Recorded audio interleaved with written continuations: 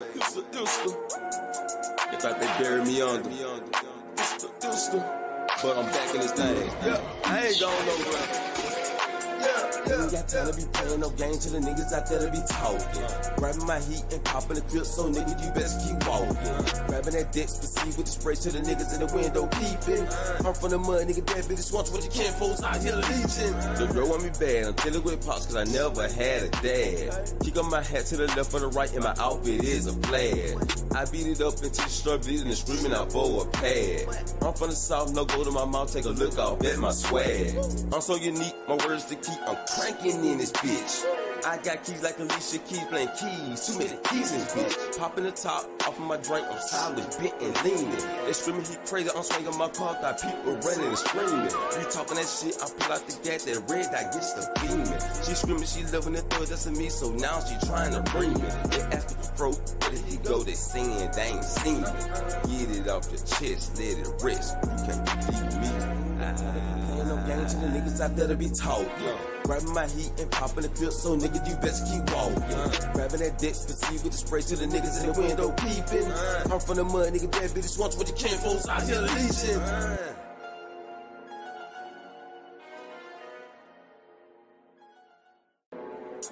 Yeah. It's your boy Jeffro, baby. They thought they buried me under. But I'm back in this thing. Yeah, I ain't going nowhere. Ain't got time to be playing no games to the niggas out there to be talking. Grabbing my heat and popping the clip, so nigga, you best keep walking. Grabbing that deck, proceed with the spray to the niggas in the window. Luke, everybody who can't do it early as hell. The girl want me bad, I'm dealing with I'm about to Cam the real. Kick on But my the hat to the dude left or the can't right, do and my early. outfit is a flag. I Not beat the it word up that until he you bleeding and played. screaming out for a pad. Let go. I'm from the south, no go to my mouth, take a look off. This That's what my he talking swag. about. I'm so unique, my Real words to heat. keep, I'm cranking in this bitch. I got keys Look like the hot Alicia Keys sign, playing right keys. here. Keys in this bitch. Popping the top off of my drink, Yes, sir. I was bent and leaning. They screaming he crazy, I'm swinging my car, got people Yeah. running and screaming. You talking that shit, I pull out the gas, that red dot gets the beaming. She screaming, she loving the third, that's me, so now she trying to bring me. They asking for throat, where did he go? They singing, they ain't seen me. Get it off your chest, let it rest. You can't beat me. Ain't no game to the niggas out there to be talking. Grabbing my heat and popping the clip, so nigga, you best keep walking. Grabbing that deck, proceed with the spray to the niggas in the window peeping. I'm from the mud, nigga, that bitch wants what you can't folks out here. You can't folks out here leeching.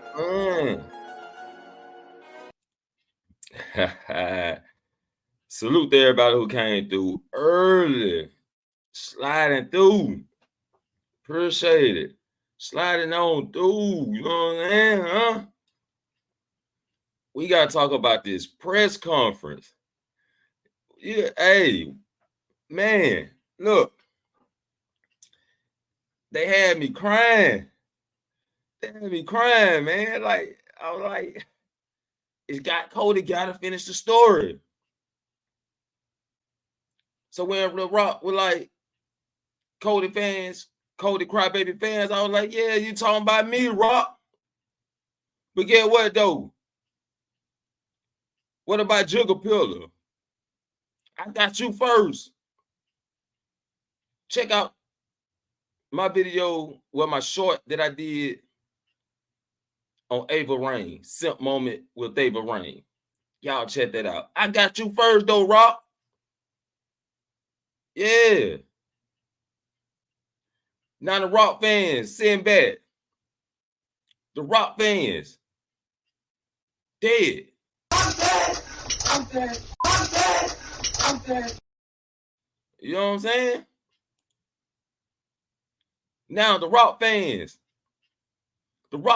now they crying. Huh? Now the Rock fans going through some things. They going through some things. You know what I'm saying, huh?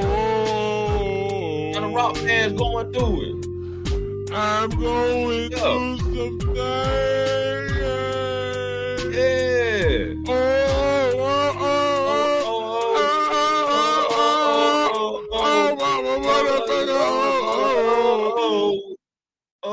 Hey, the Rock fans going through some things. I was at first, but now it's been reversed. The role's been reversed. Shout out to Good Eats. What's up? What's up? Appreciate you sliding on through.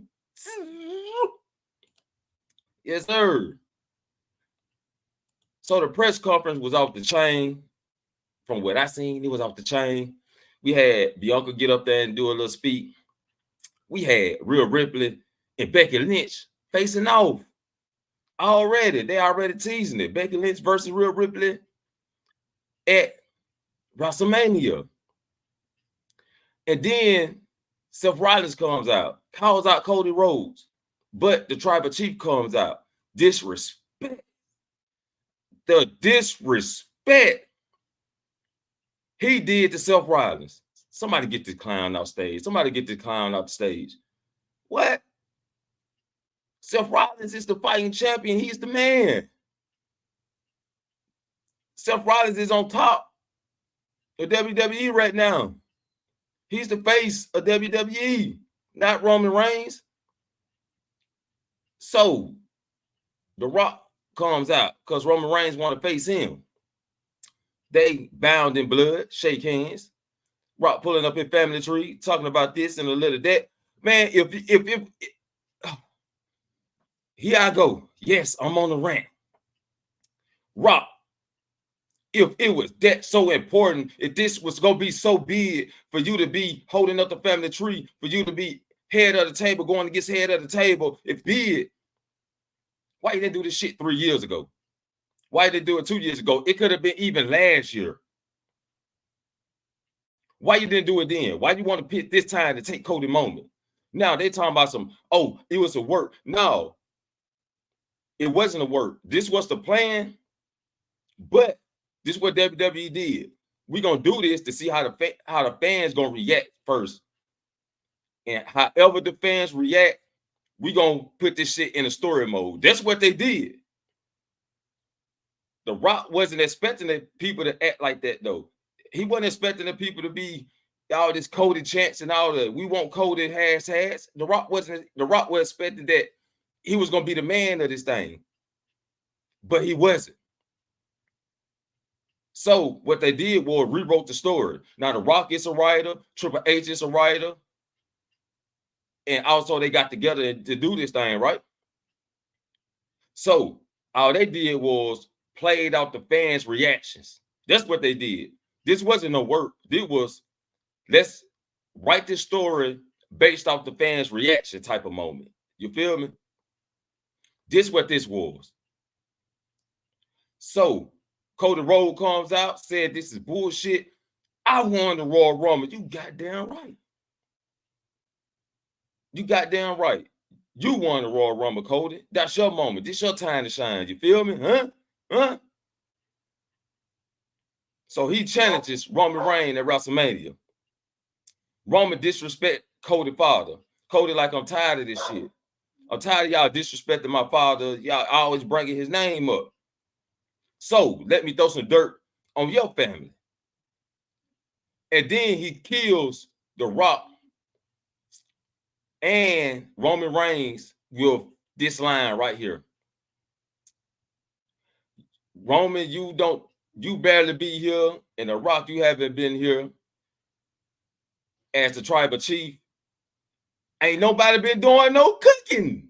Huh? Ain't nobody been doing no cooking, huh? How can we smell what The Rock cooking when he ain't even there to cook? So now it's getting interesting because The Rock slaps Cody Rhodes.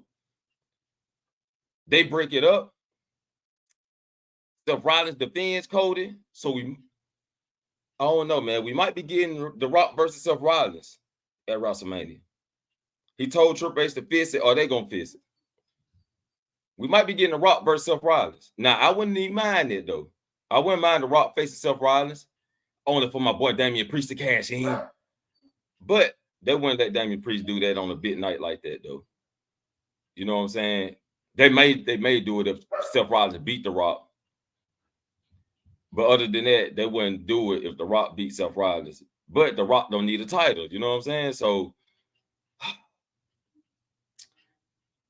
man, What a night, man. What a night. I just want to go on a rant on that, man. We now, us Cody fans got the Rock fans crying. They're going through some things right now. But I want to see how this going to play out. I'm ready for Friday night SmackDown to see what's going to happen. I'm ready for Monday night Raw to see what's going to happen. I'm ready for Elimination Chamber to see what's going to happen.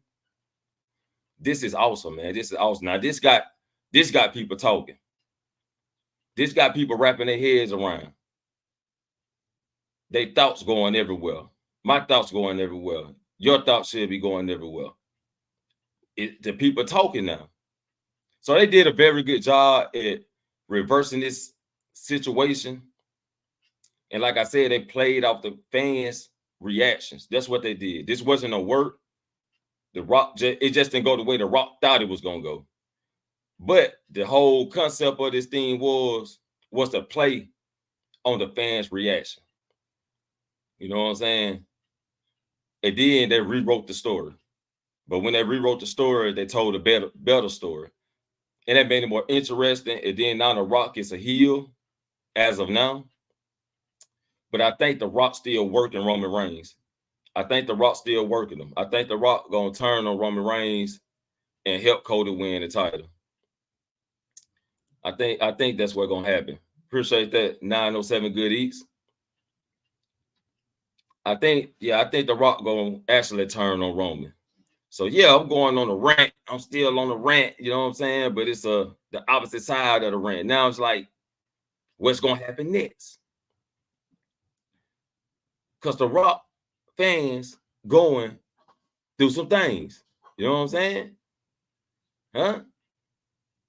Yeah.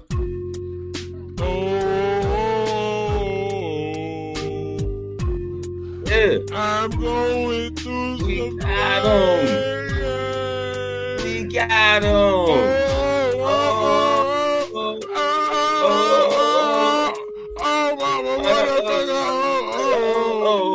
We got him.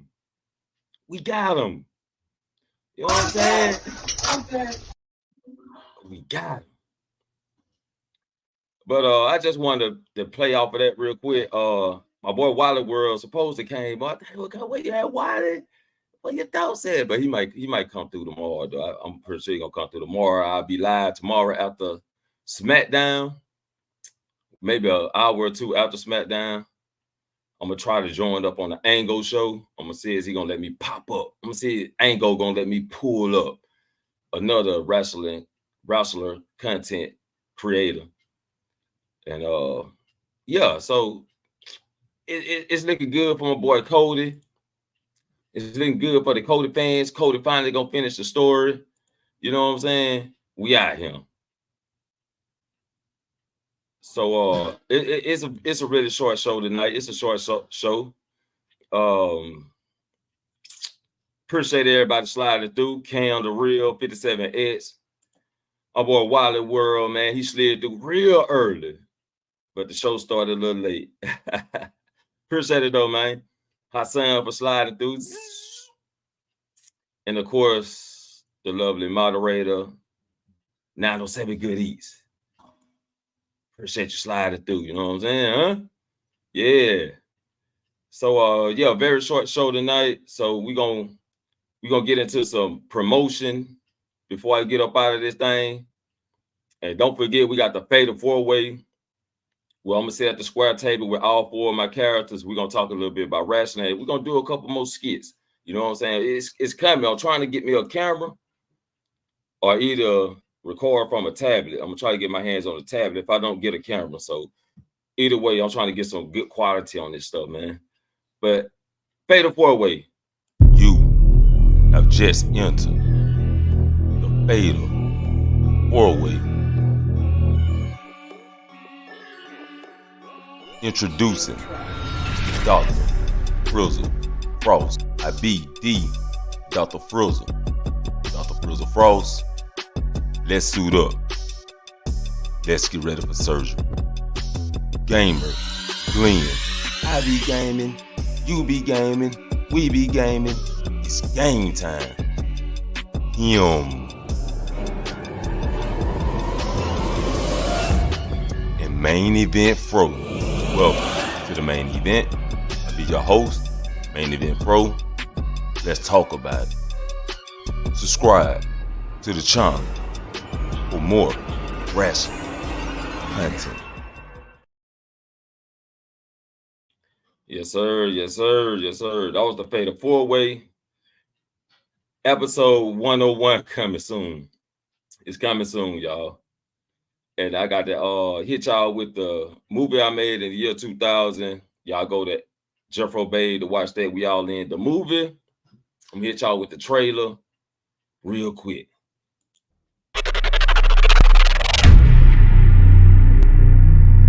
The story of two friends that eventually turn enemies. The addiction that caused the loss of two keys. Man, where all that dope come from, man? The mission to get back what was taken. The mission to get back on the right path. Until the big problems begin. Hey, Jeff, man, PAT and Q, they doing deals with somebody else. We Shit. all I like that big shit to blow a house up or something. in That's my shit, nigga.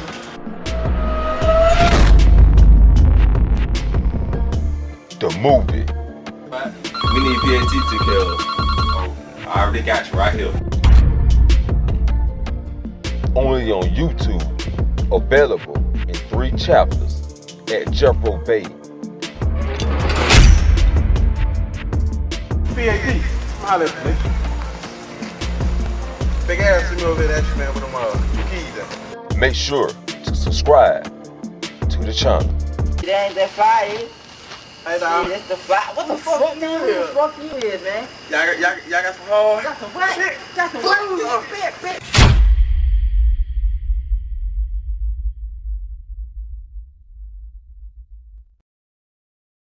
Yeah, that was the movie we did back in the year 2000, man. You know what I'm saying? VHS, VCR. Y'all youngsters don't know nothing about that. Hey, there go Wiley. What up? Salute, Wiley. You know what I'm gonna do? I'm gonna grab the movie and we gonna watch it over here. And I'm gonna do it as a premiere so I can sit in the chat. And I'm gonna premiere it and we gonna watch it. You know what I'm saying? And we turn it up. We turn it up. You know what I'm saying? I even got Bianca and Mia Yim turning up. You know what I'm saying? Watch this how I turn it up. Throw your girl a couple dollars, you been messing up. Turn it up, turn it up. Watch this how I turn it up. Yeah, we turn it up. I got them turning up. Even Raquel Rodriguez turning up. Pop up at the club with my clip. We about to turn it up. Turn it up, turn it up. Watch this how I turn it up. Throw your girl a couple dollars. We got them turning up. You know what I'm saying? This the main event, man. This I'm about to add another word to my name because somebody want to call me unhinged. I'm like, so what you mean by unhinged? They're like, you uncontrollable. Your mouth is uncontrollable. I was like, I thought about it. Yeah, I'm about to become unhinged main event pro. You know what I'm saying? Because I run my goddamn mouth and I talk a lot of shit. You know what I'm saying? So yeah, it's uncontrollable. We're gonna hit y'all with the ads real quick. So I want y'all to support these channels. Go subscribe and support these channels. You're in tune with a boss banger. You know, when you mention the line, turn it up. I turn it up everywhere I go. I mean, the shoes on my feet, turn it up. The hat on my head, turn it up. My swag turns it up. Wake up in the morning, fresh fit, I'm about to turn it up. Hop off in my ride, took the scrap, I'm about to turn it up. I see some bad chicks on the block, they about to turn it up. Hop up at the club with my clip, we about to turn it up. Turn it up, turn it up. Watch this how I turn it up. Throw your girl a couple dollars, you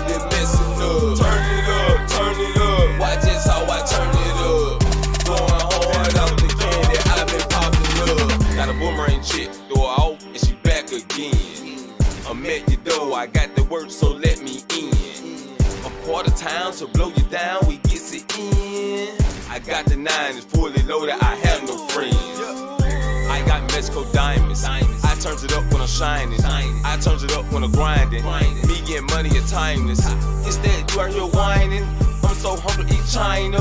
Drive-bys makes you spineless. Me and my crew do vocals. We all even here. We have no sidekicks. But I got me a protege. She get with their mind hits. Ha, their mind hits. Give her back, that's mine shit. I'ma just say you got a good one. When it comes to stacking bricks, these hands are real sick.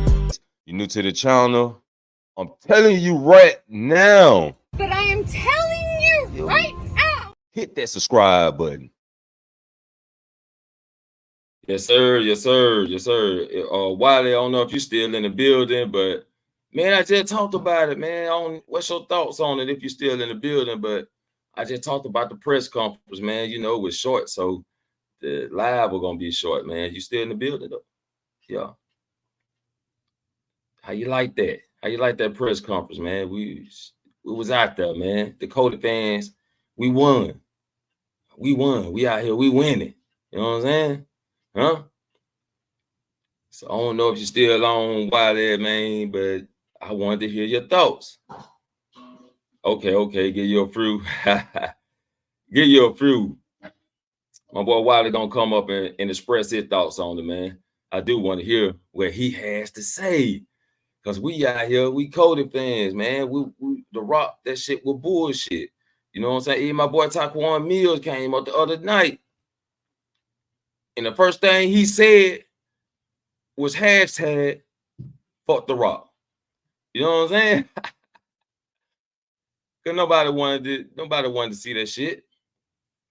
Nobody wanted to see The Rock versus Roman Reigns. That shit was 3 years ago. Like I said, it could have been last year. They could have did that. But no. You want to step up and take my boy Cody's spot. It's his time. It's his story. He ready to go. Lock and load. Superman punched this shit. So WWE got some big things going, man. They try to say Triple H getting thrown out of creative and all this other stuff. But it looked like he's still in control. He's still in creative, and him and The Rock working together to write these stories. And that's good, though. That's good that The Rock helping him with some concepts and giving some of his thoughts on it. And I like the way they reversed this whole decision. It made it more interesting.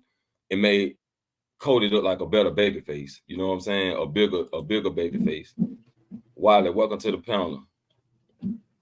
What's going on? What's going on, bro? I don't know, man. So what's your thoughts, man? Man, look, when I popped right into YouTube only to see that press conference, I was like, yo, now we talking business. Right. Now we talking some business. Yes, sir. So it got interesting for sure. This is the type of interesting heat that, pulled up high. But I ain't gonna lie though.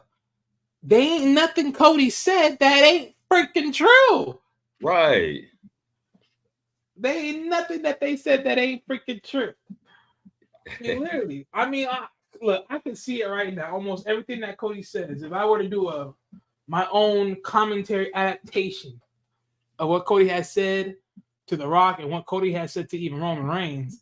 Right. It's like, let's be honest. Like, what have I not said that what Cody just said? Like, it don't matter about either one of you two. It's all a popularity contest. Both of you ain't really tribal chief. Come on, Roman. You tribal chief, but what happened to Jay? Right. Oh, right. You said you kicked him out. You didn't give a frick about him. But that's family though, right? Yeah. Exactly. Shut him on that one. Oh, okay. The Rock, you want to keep talking. What about you? You didn't bring no one behind you when you was champion. Right. Bro, he was slapping him like it was nothing. Bro. I'm like, they ain't nothing much more than he said that I haven't said already. It's like it's perfect poetry in motion.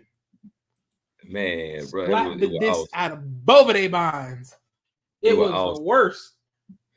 I'll tell you, he said, nobody, y'all ain't even been here. So ain't nobody been cooking. Hey, killed them. Yeah, he literally like they as a new one. He's like, All you do, all your victories only because you had stooges constantly doing your bit. And I was like, damn, yep, he hit him with that one. It's like, let's be honest, almost every person you have ever shown to face you has almost beat you every single time. But if it wasn't for the Uso brothers, if it wasn't for Solo, you wouldn't be champion as long as you were. Right. Yeah, man. I like that press conference. Then that made the heat more, more hot. You know what I'm saying? And I wondered, like The Rock going heel. I don't know how they're gonna do that, but I think they're gonna turn him back face. No, they already did him heel. I mean, because pretty much that press conference was the way of him being quote unquote turning him to heel, especially for all the things that he already said. Okay, But so yeah. So do you think? So do you think them turning The Rock heel is a way to turn Roman face down the line? It could be, but it all depends on how they play it out. But my thing is, the reason why I don't like it is here's the problem with the idea. So you turn heel now based upon what Cody said. If you talk to him about family, basically, if you talk trash about his family, you talk trash about mine. But it's like, are we serious? I mean, what if Cody not have said so far yet that hasn't somewhat been a dig at the tribal nation of the Samoan dynasty?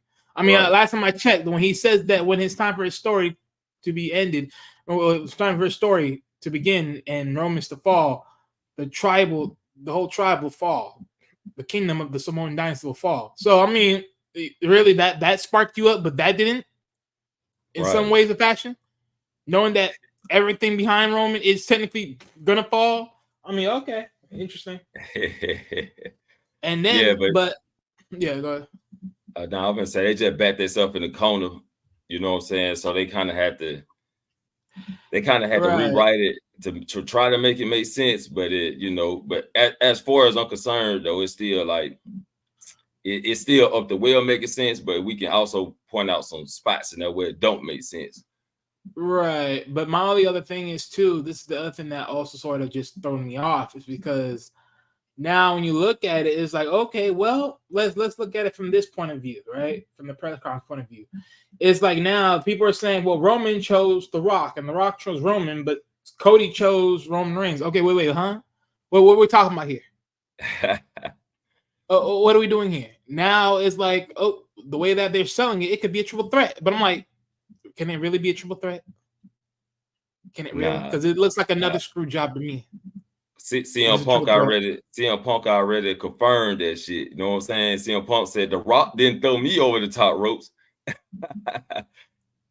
So yeah, they kind of already pointed out that the Royal Rumble winner picks his opponent. You know what I'm saying? Well, yeah, but then that's the thing that's really weird because as we all know from past Monday, Cody didn't even pick. He didn't pick Seth Rollins. He didn't really pick anybody. Right. And then the fact of him saying that during the press conference is like, oh well, now that's changing a very big story part. So now are they really going to sell the triple threat match now? Is it like a loophole? Like, oh, Cody never chose, but the fact of the matter is because he said that he's going to let you. Now he's going to come and stick his head in. It's like, well, then I smell another screw job. Because let's be honest, we can sit here and say, well, The Rock can screw Cody because of the twist. Right, and then at the same time, The Rock maybe The Rock will leave it alone and say, you know what, Roman, this is your time. Here you go. And then he leaves. He actually walks away and leaves. He drops motherfucking Cody and leaves. And then at best of anything, he probably stays around to make sure Roman wins. That's basically it. And since it's a triple threat match, remember, and since it's a triple threat, that means it's easy for Jimmy and Solo to get involved. Right. If it becomes that. So that's a whole another spinoff of Cody being fucked over. But then again, it could also be a huge triumphant of story, right? Making Cody's story a little bit more bigger this time around and the glory of actually winning bigger because now you had to defeat Roman, you had to defeat The Rock, you had to defeat Solo, you had to defeat Jimmy to even gain that title, which makes it more bigger because now technically Cody did said, and he quoted, the fall of the Samoan dynasty. So I think we're gonna have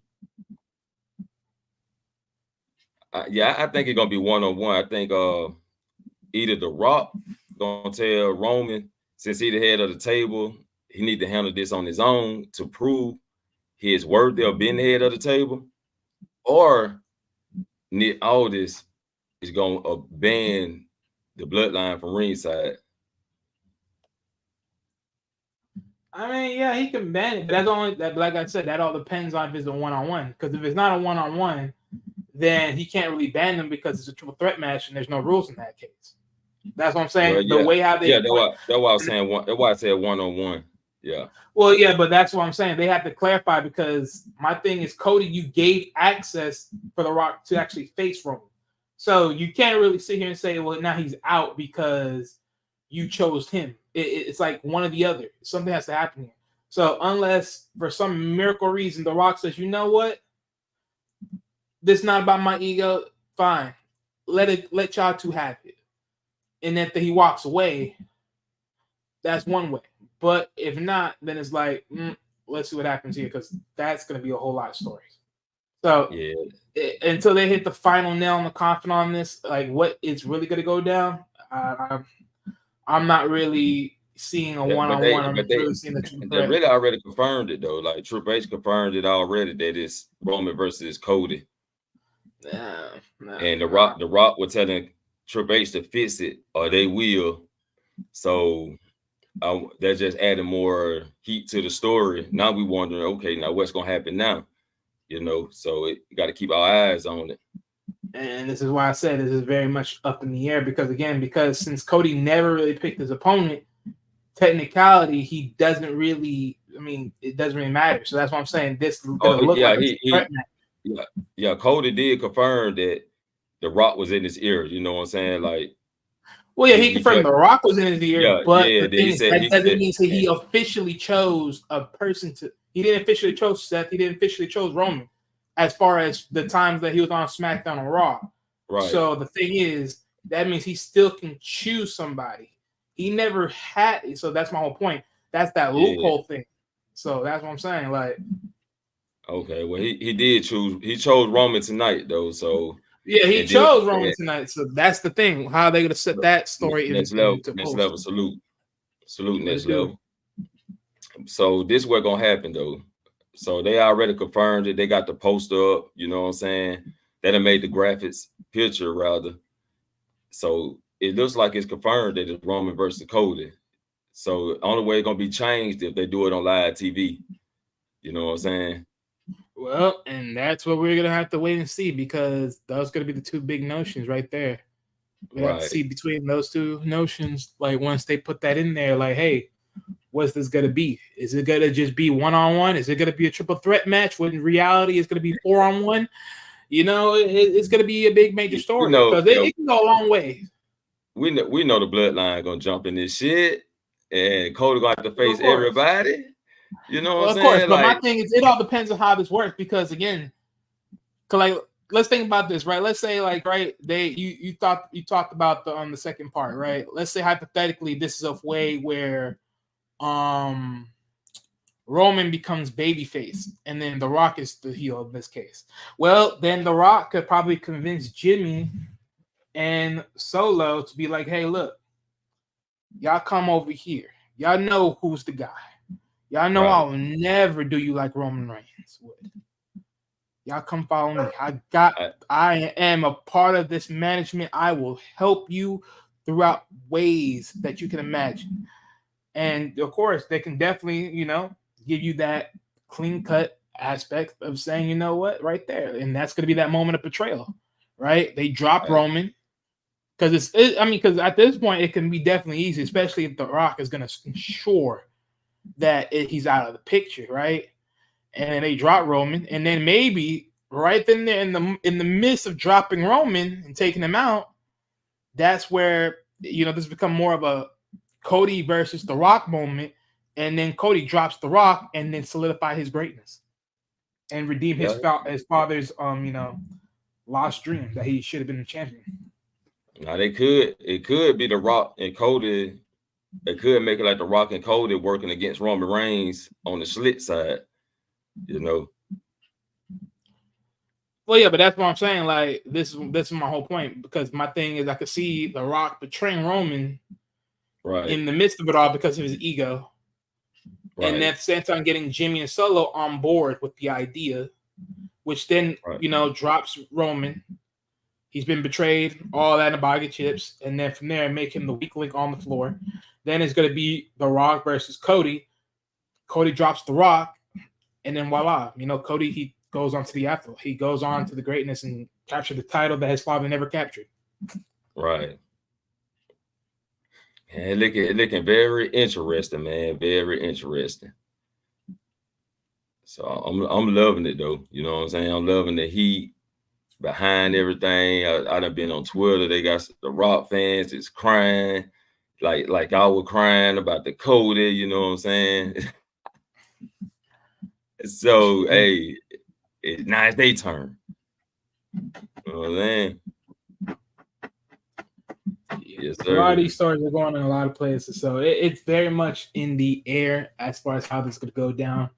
Because one or too many, because like I said, because even if in many cases, right, because even people are saying that Jimmy and Jay, they're supposed to fight each other at WrestleMania, right? Supposedly, right? They're probably gonna try to fixture that match in, since they showed you some heat on that one during the Royal Rumble for the first two contestants.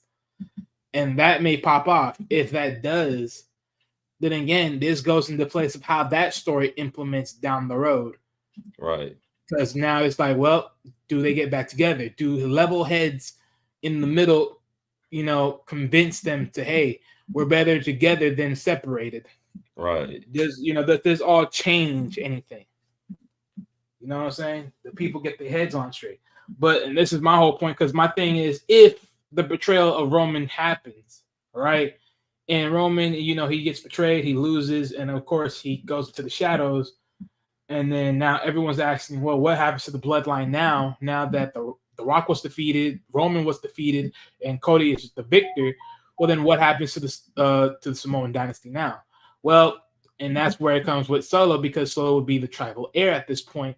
Right. And I think this is where, in that dormant phase where Solo, the Uso brothers, they take some time off, and in that time off, Solo will probably drop that weight. Hopefully, goes back to the weight that he was originally, and become that beast again. Yeah. Start whooping that ass. You dig? That's ass. They start, and they magically motherfucking come out of nowhere in NXT and start smashing some faces. Right. And be like, a new era has begun. Okay.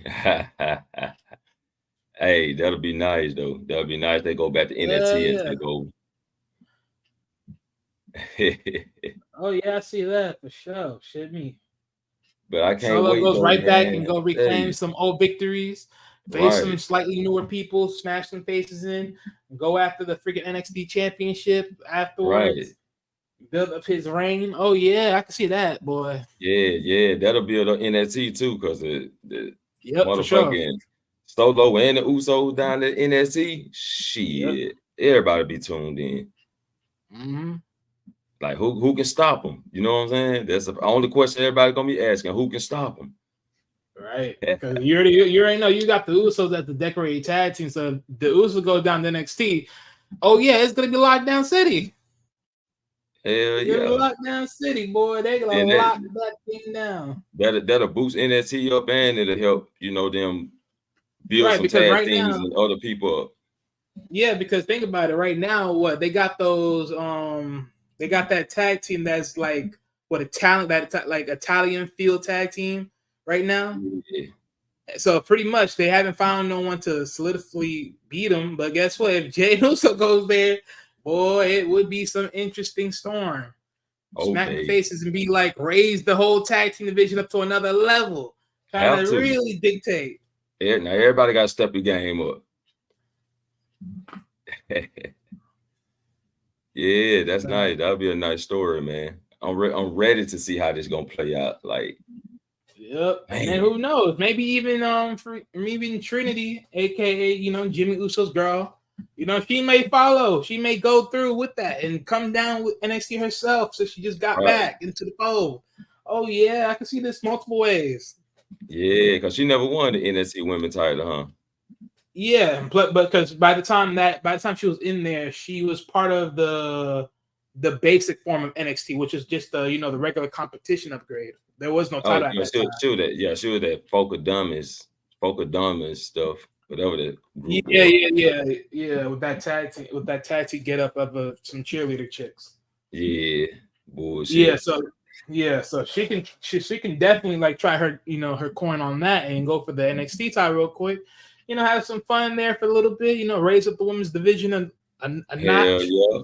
And then after that, when it's all said and done, sign hand that bad boy over. Let the next chick, rule her reign over there, and then go right back to SmackDown wherever they go, depending on Right. wherever they need them in the show. You know what I'm saying? Hey, let it rock out.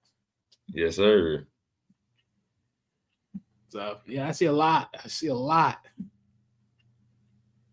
Yeah, man, it's a lot to it, man. I'll tell you, it can go so many different ways right now. That's why I said it got me thinking, you thinking, the people thinking, everybody just Because mind just my going. main because my main ordeal, like my main thing is like they already solidified that Solo was gonna be the tribal heirs, right?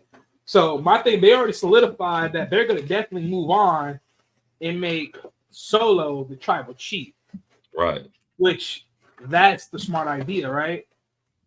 By making him the tribal heir, which is smart chief, which is smart stuff because it goes right back to what I was thinking about, Roman, he's not really in that mindset of actually caring about it. He's really more caring about his own ideal vision. But at least that build definitely did help his career and help his image throughout WWE for the time being. So it is what it is. But now, shoot, this is definitely like we talking about the young guns of this all. Oh yeah, Solo's gonna be walking in it bit for a good minute. Oh yeah, so, man. Starting here and now in his young career. Oh yeah, it's gonna be perfect. Yeah, they build him up onto a monster. They gonna build my boy Brian Breaker. He already a monster, but they gonna build him up in the main roster. One day we get Solo versus Brian Breaker and have a hard hitting match. Like, yep. I mean, eventually they're gonna face each other because I don't know which main roster did Braun Breaker sign to if he didn't sign yet, because I know he's still choosing.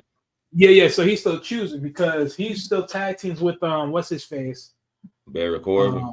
Baron Corbin. So my thing is, again, if he's still tag team with Baron Corbin at that time, since they both just won the tag team competition tournament. Yeah, the Dusty Cup. So my thing is, if everything falls to our speculations, what we're talking about here, I mean, shoot, that whole matchup can happen soon enough. Right. So it's just the odds. It's just the odds.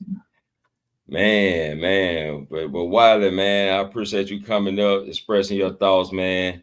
You know what I'm saying? Shit, god damn it. This shit got me thinking, man. Oh man, but I'm gonna be on Dr. Frizzle tomorrow. I got an interview set up on that channel with the entrepreneur. Supposed to be coming up on the Dr. Frizzle channel tomorrow, 12 p.m. Central Time, or it may be 1 o'clock Central Time. I'm gonna get in touch with her at 12 o'clock. Make sure everything's still popping, and we'll be over there, man, doing it up, man. And also we'll be live Friday night over here for the SmackDown review about 11 p.m. Central Time. And we're gonna crank it up. We'll turn it up. I can't wait to see how that plays out.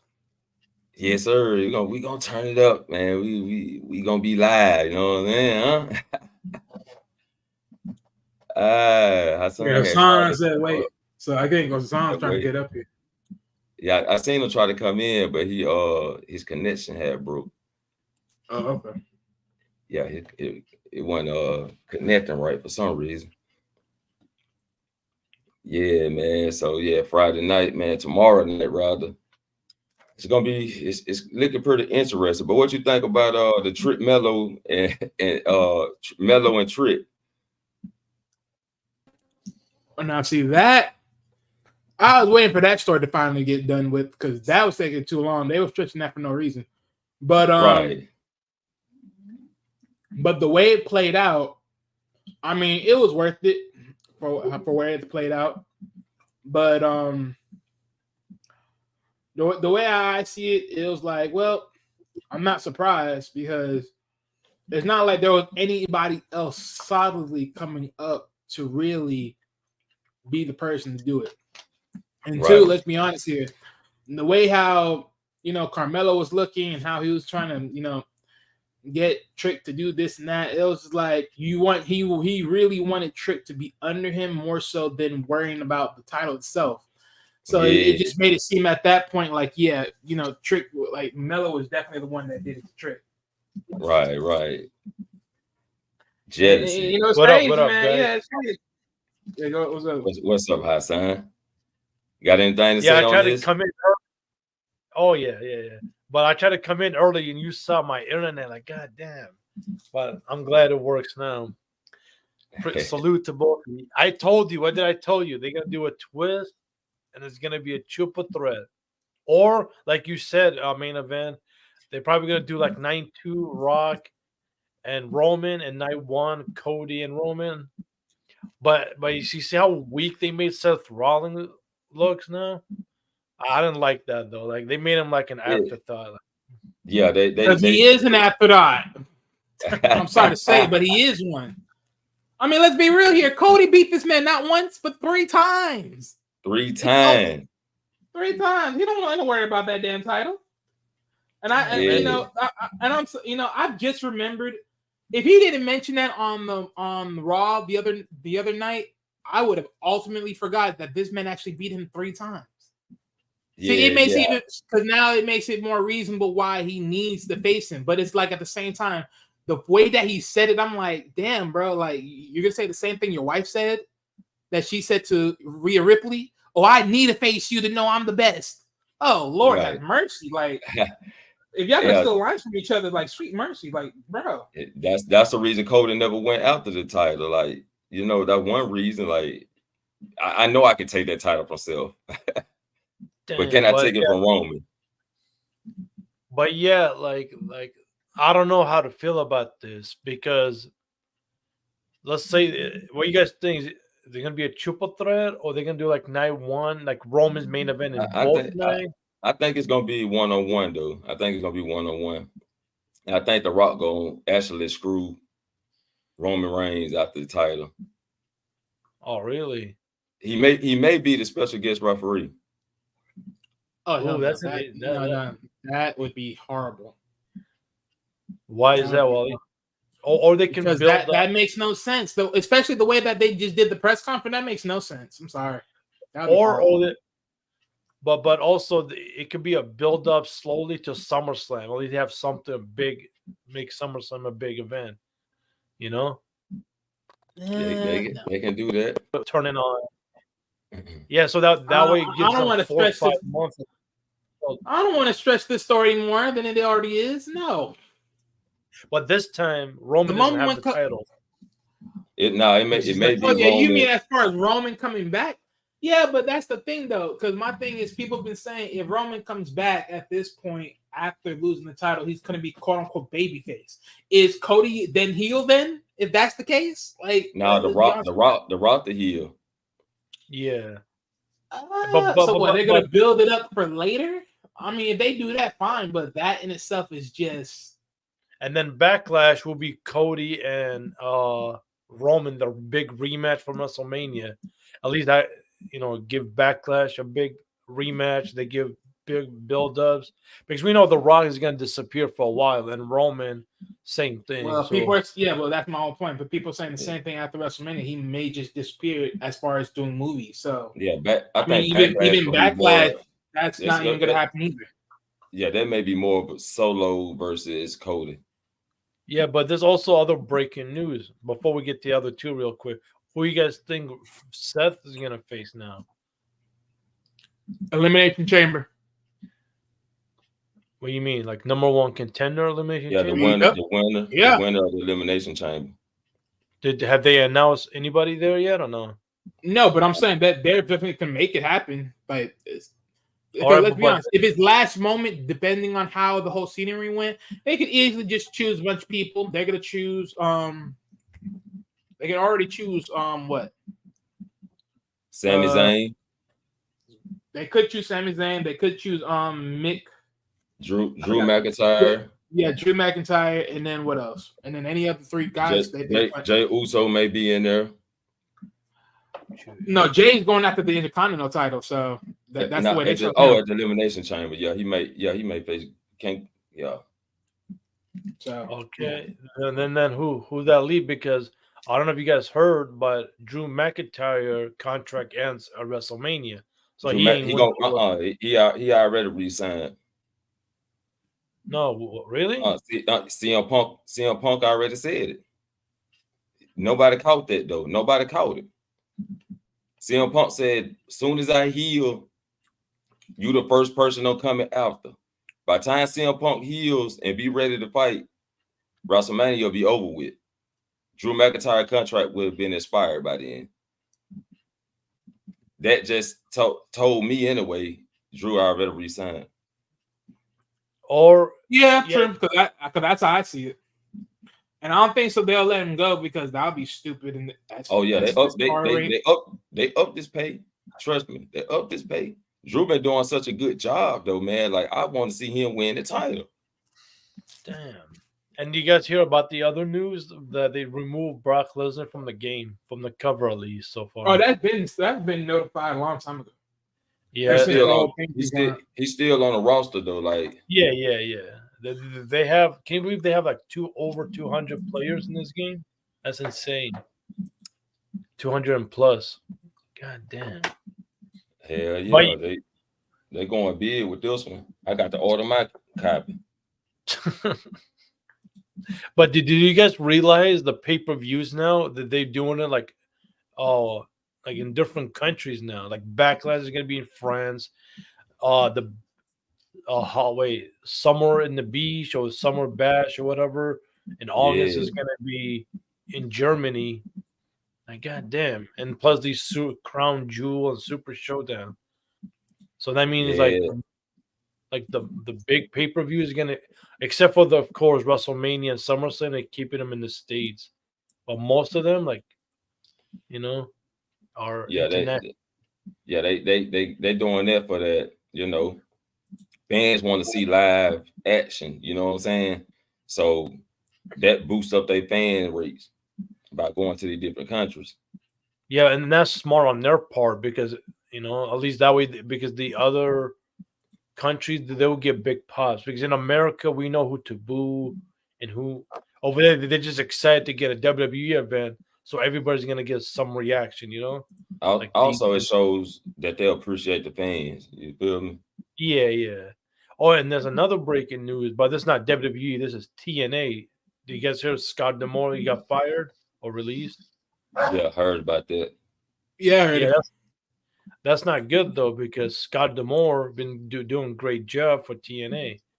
And then on top of that, he trying to buy TNA now. Oh, really? I didn't know.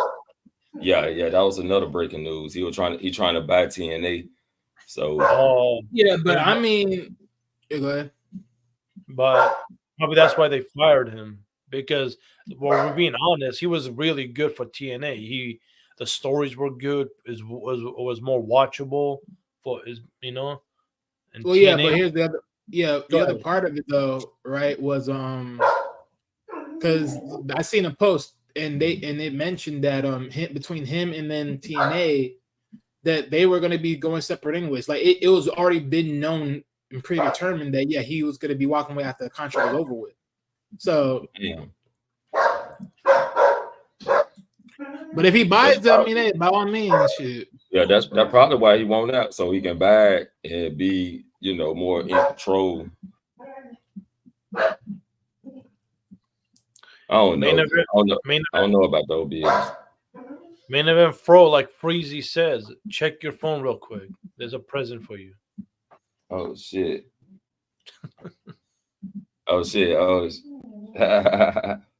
Appreciate that, Hassan with the $10 cash out. What Freezy say? You so damn dumb. Check the cash out. You know what I'm saying? Yeah, Yeah, man. I appreciate you from last time. I'm Oh yeah, I returning the appreciate it, favor. man. Yeah, I'm gonna have to I'm gonna start putting my cash app up there, man. But yeah, I'm gonna start putting my cash app and have sponsors of the shows. I do got the main event of the show, you know what I'm saying? Yeah, because today I thought you're gonna do Dr. Frizzle Frost. That's why. Yeah, I was, but it Do I it seen that Saturday. I did that press conference, you know what I'm saying? Yeah, that was, and I actually like the way they did it though. The press that was like different, unique. No, no tables. Right. It was like a promo, you know what I'm saying? Like a promo show. Yeah, but this is gonna. But doesn't this feel like WrestleMania 30 all over again? Cody's taking Daniel Bryan role. The Rock is Batista, and Roman's like Randy. Yeah, that's what they comparing it to. Yeah, I don't really like that. Really? Yeah. I don't think so. It's really like that, honestly, because the story is so different. That what they try to relate it to is the underdog. You know what I'm saying? But Cody is not no underdog like Daniel Bryan was. You know what I'm saying? Yeah. Well, technically, yeah, he is. I mean, like as far as trying to make it, like Vince was trying to hold Daniel Bryan down, and he got over organically. And Cody already was solidified when he came through, or when he came back. Well, yeah, because Cody's actually he got blood in the business, whereas Dan Bryan, he is the first generation of the business. Right. So that's like the only difference, but pretty much the same, different and same thing. But if we're being honest, man, I don't know how to feel about this WrestleMania. Like it sucks that I know the results of it. It's not like back then when you get interested or who's gonna win. I mean, something that give you a hint, but now it's like it's really obvious. Like the way they've been building Cody, I don't think Cody's gonna lose twice in a row. It's not that it's predictable but unpredictable. And what I mean by that is we don't know how it's gonna happen, how he gonna win, what's gonna happen in between the match, how the match gonna go, Fuck. But we also have the damn. So how in the hell are we gonna fit in Damian Priest in this? Because the year's almost about to be up. What do you think after WrestleMania? Well, that's the thing with Damian Priest. Damian Priest still has time to actually let go of the to use the briefcase. The thing is, with the briefcase, cash in after. Either but my thing after. Yeah, because I think with Damian Priest, they still can work in Damian Priest. Again, we got to remember, Damian Priest more likely is going to be touted to go after the World Heavyweight title. Right. That's the main idea. Because think about it. You got a wounded dog within Seth Rollins, easy target, right, and then whoever he faces. Yep. I mean, it's a nice, clean sweep. That's what I think. Really so right. It is. I think he's gonna cash it in Mania too. 9-1. I think he should, because I do believe that it's gonna be Drew McIntyre versus Seth Rollins, and they're gonna put up a good match, and pretty much Seth Rollins may beat him, but then Drew may up it. I really want Drew to win and then get cashed in. Oh, but that's the thing. He's gonna win, more likely so, because he's gonna target that leg of his. Right. He's gonna target Seth Rollins' leg, that nice weak point, because he can't do the pedigree on that. He can't do the curve stomp. He's gonna risk everything trying to do that move anyway. So he's gonna limit him down from that. Because if you do the pedigree, you only worsen your leg, you only worsen your knee even more. If you do the curve stomp, you worsen it even more. It's like I'm gonna make sure, no matter what you do, I'm gonna make sure you can't do any of those moves, because if you do, you damage your knee. Right. It's gonna be clean precision. Hit the move and can't get the cover. But do you think? Let's say Drew will face Seth. Do you think that they're gonna main event night one? Or no? Of course. One or the other, yeah. Either night one or night two, either which way. But mostly night two. Go ahead. Say night two? I'm saying night 2 because you have to think about it. What main events other than the whole Cody? Okay, well, because like again, we don't know how they're gonna do Roman, Rock, and Cody situation, but depending on how they do that, well, okay, because how much matches are in night 1, night 2 by themselves? Like 4 matches a piece? Probably No, 6. like 5. Yeah, 5, 6 each. Some. All right, so it's 5, 6 each between both night 1, night 2. I mean, I could see maybe they do night 1, like night 1 he's the main event, night 1, night 2 Roman's the main event. But I mean, the way how I look at it, I see it like, hey, if I'm looking at, well, what's more impressive? You want to be there for night 1, or you want to be there for night 2 when it's all stacked up? That's not my thing. But pick and choose.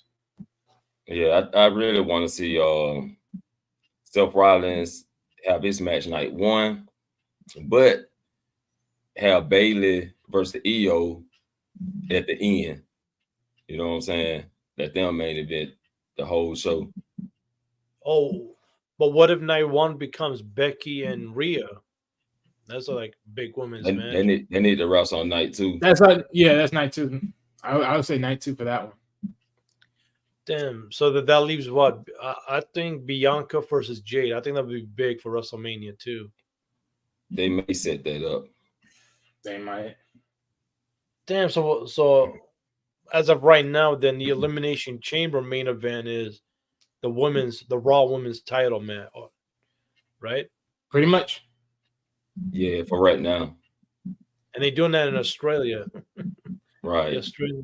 And that's neither going to be a qualifiers. I think that's a qualifiers, or neither that's for the title, one or the other. Damn. Yeah, that's the qualifying match is already going on, so we getting the competitors up now. Wait, today's Thursday, so tomorrow's SmackDown.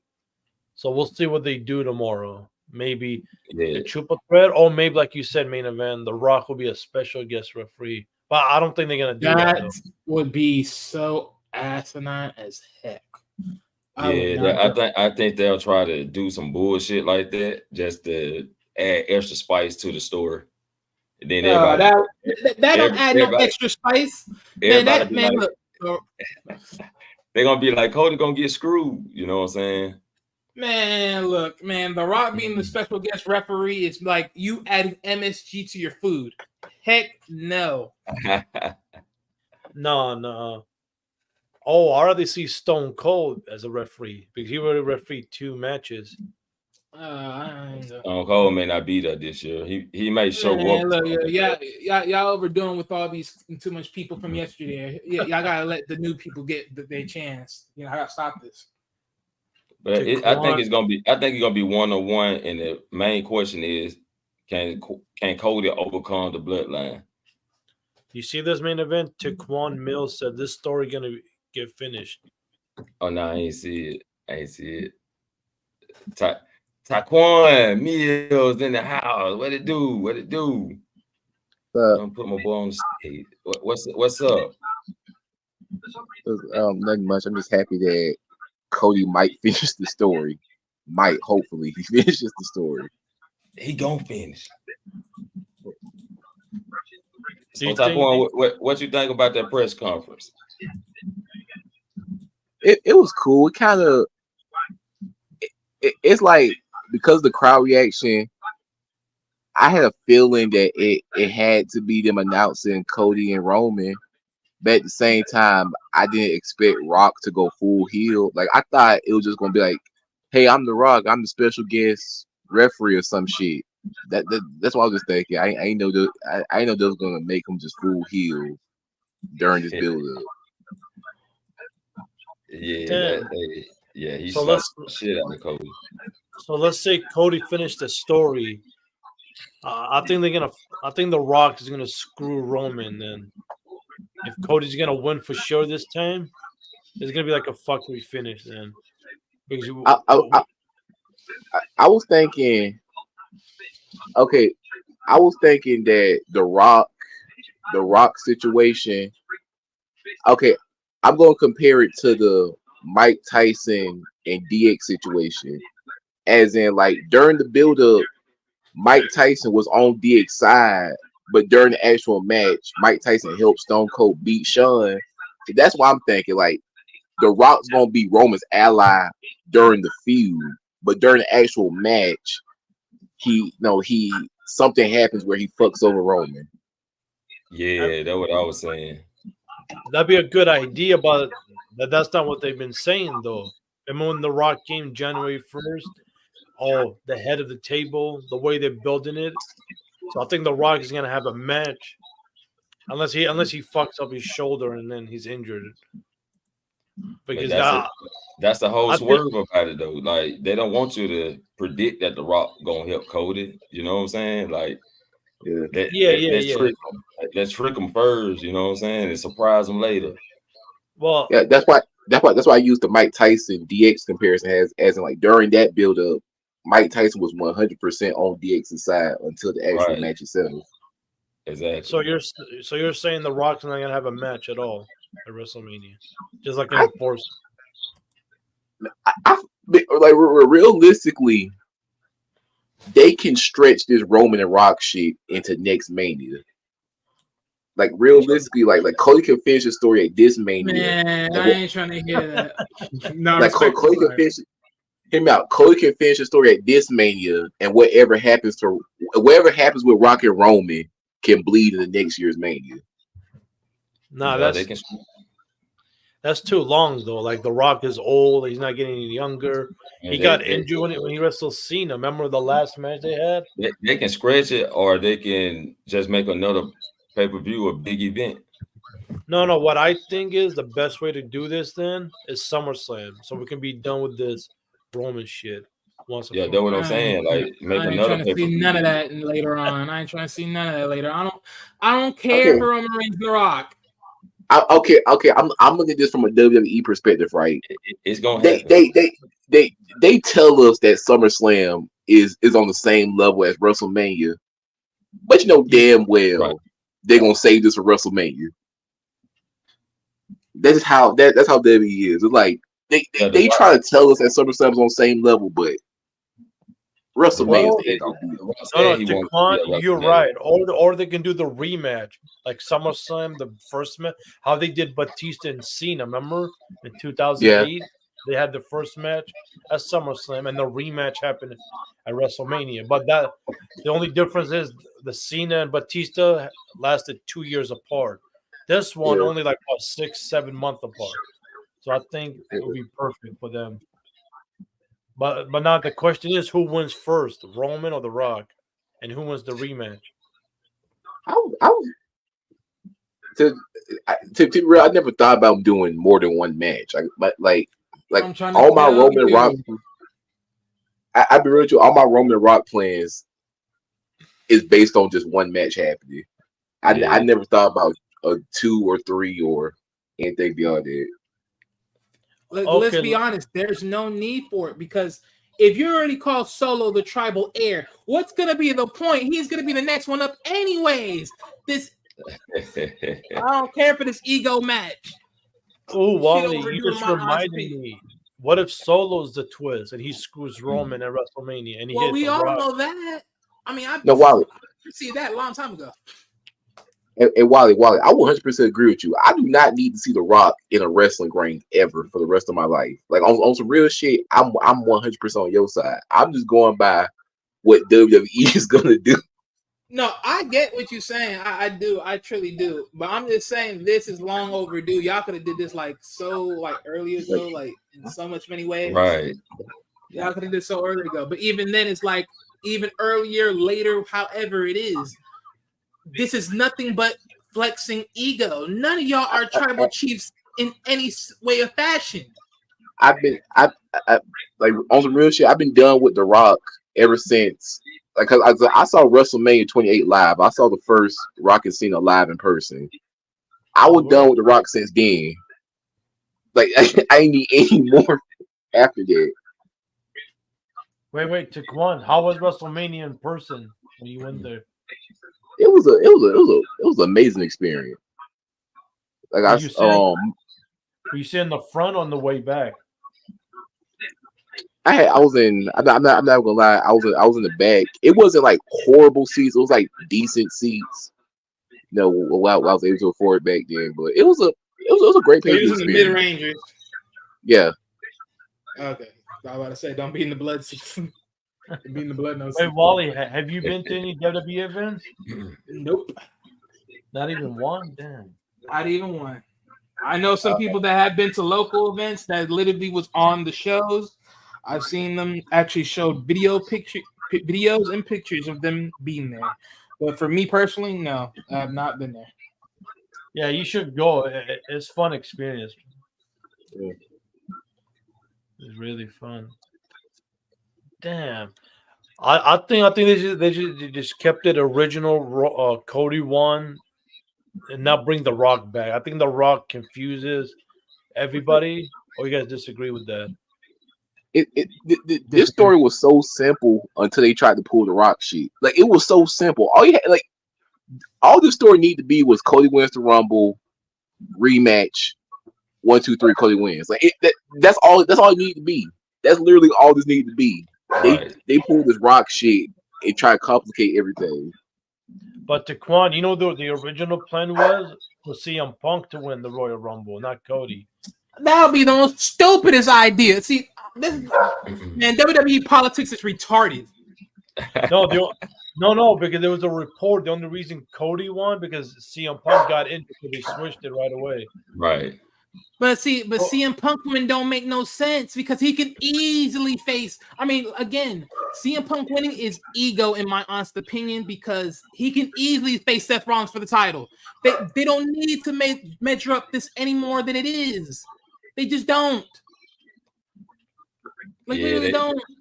Yeah, they honestly, really should have kept CM Punk out of it, but CM Punk just could have just won the Elimination Chamber, you know.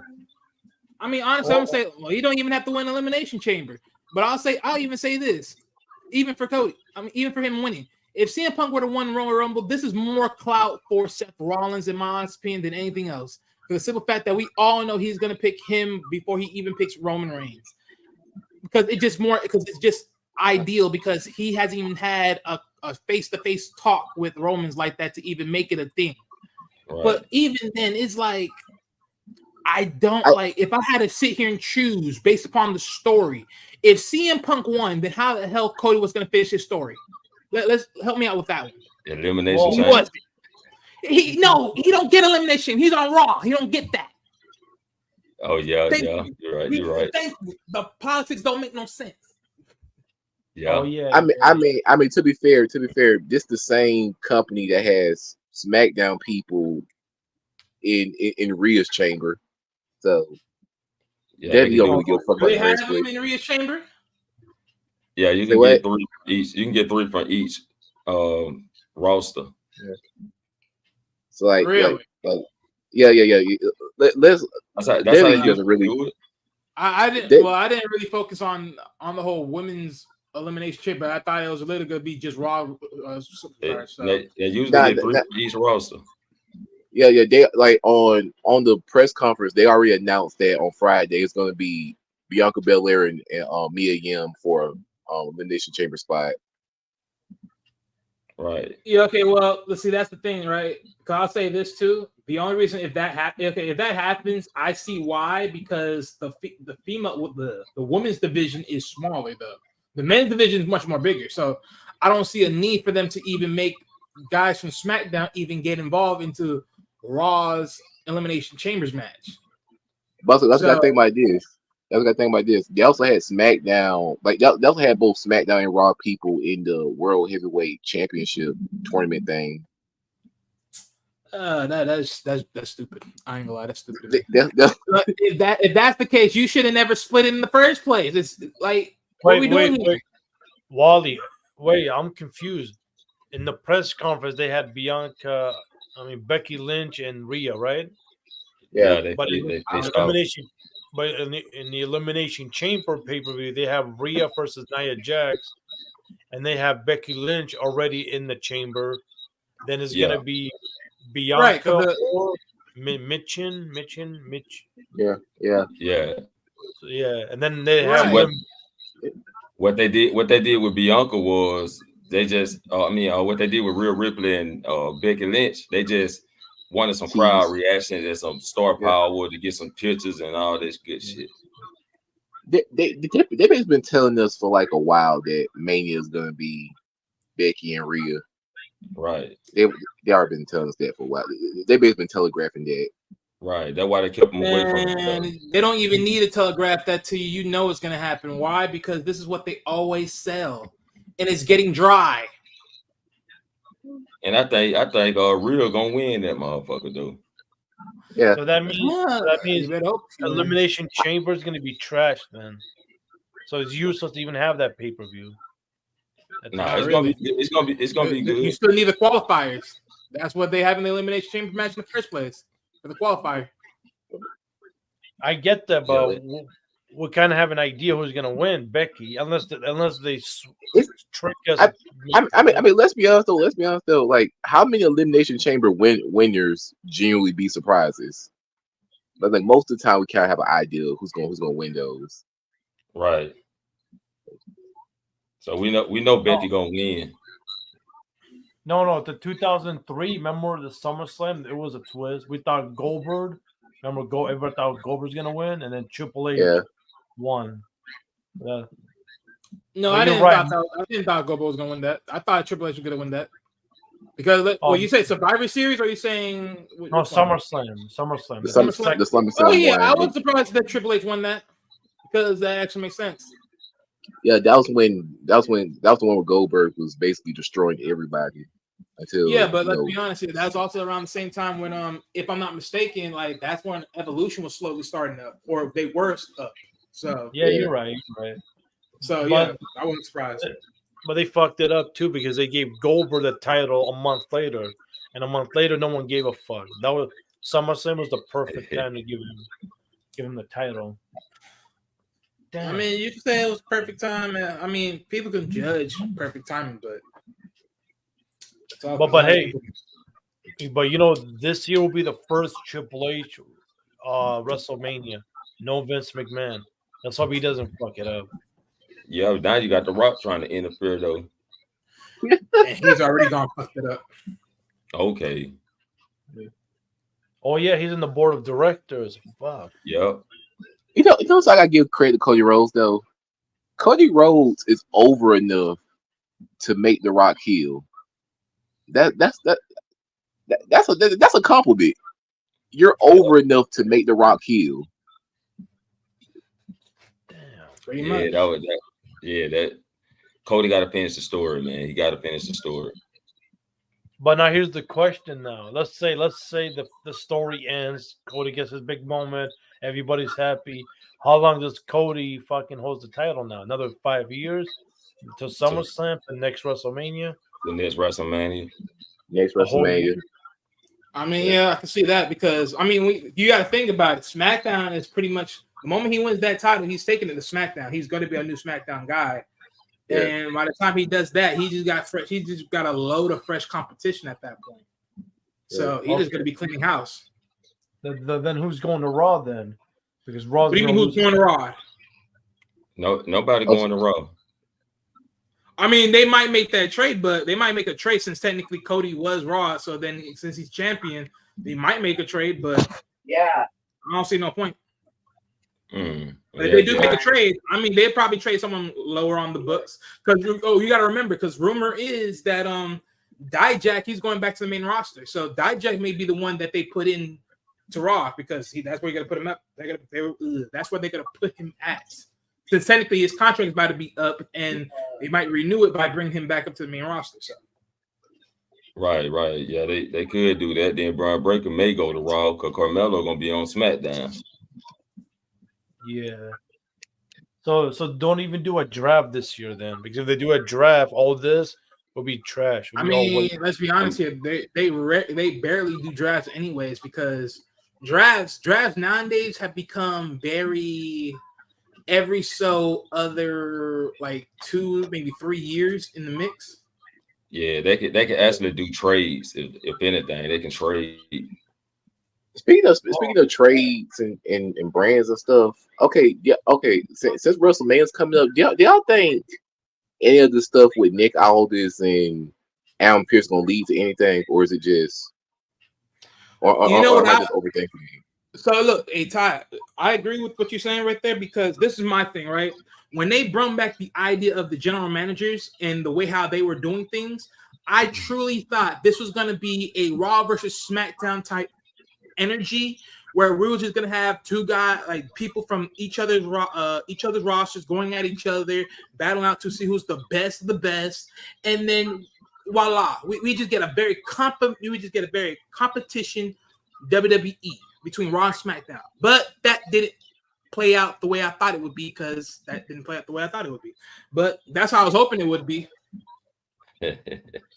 Yeah, No, it seems like ever since. Sorry, go ahead. No, because I've been noticing like, ever since Nick Aldis came back, they've been doing like a little rivalry thing with him and Adam Pearce. I'm just thinking, like, is this gonna lead into anything? Because I know Nick Aldis, he can still go, but Adam Pearce, he's been retired for a few years. So I don't know if what type of ring shape he's in. He's a bust. Yeah, I don't know what type of ring. He's a bust. Nick Aldis has been there, done that, heavier than he has. But my thing is, yeah, I was just hoping that there was going to be a little bit of some warfare, especially since they're both separated, you can bring back Survivor Series and then do Team Raw versus Team SmackDown. It's perfect. Bragging rights, everything. Why not? Right. Go ahead. I think they should wait it out. Remember how they did in 2002 with Stephen and Eric? Then the SmackDown keep getting a new general manager every year, every 6 months. Then Teddy Long came. Then a year later, in 2005, they did the Raw versus SmackDown. It was like interesting. Like, oh my god! But now, they need to do it. They need to do it this year again. It makes sense. I mean, why not? Bragging rights and everything.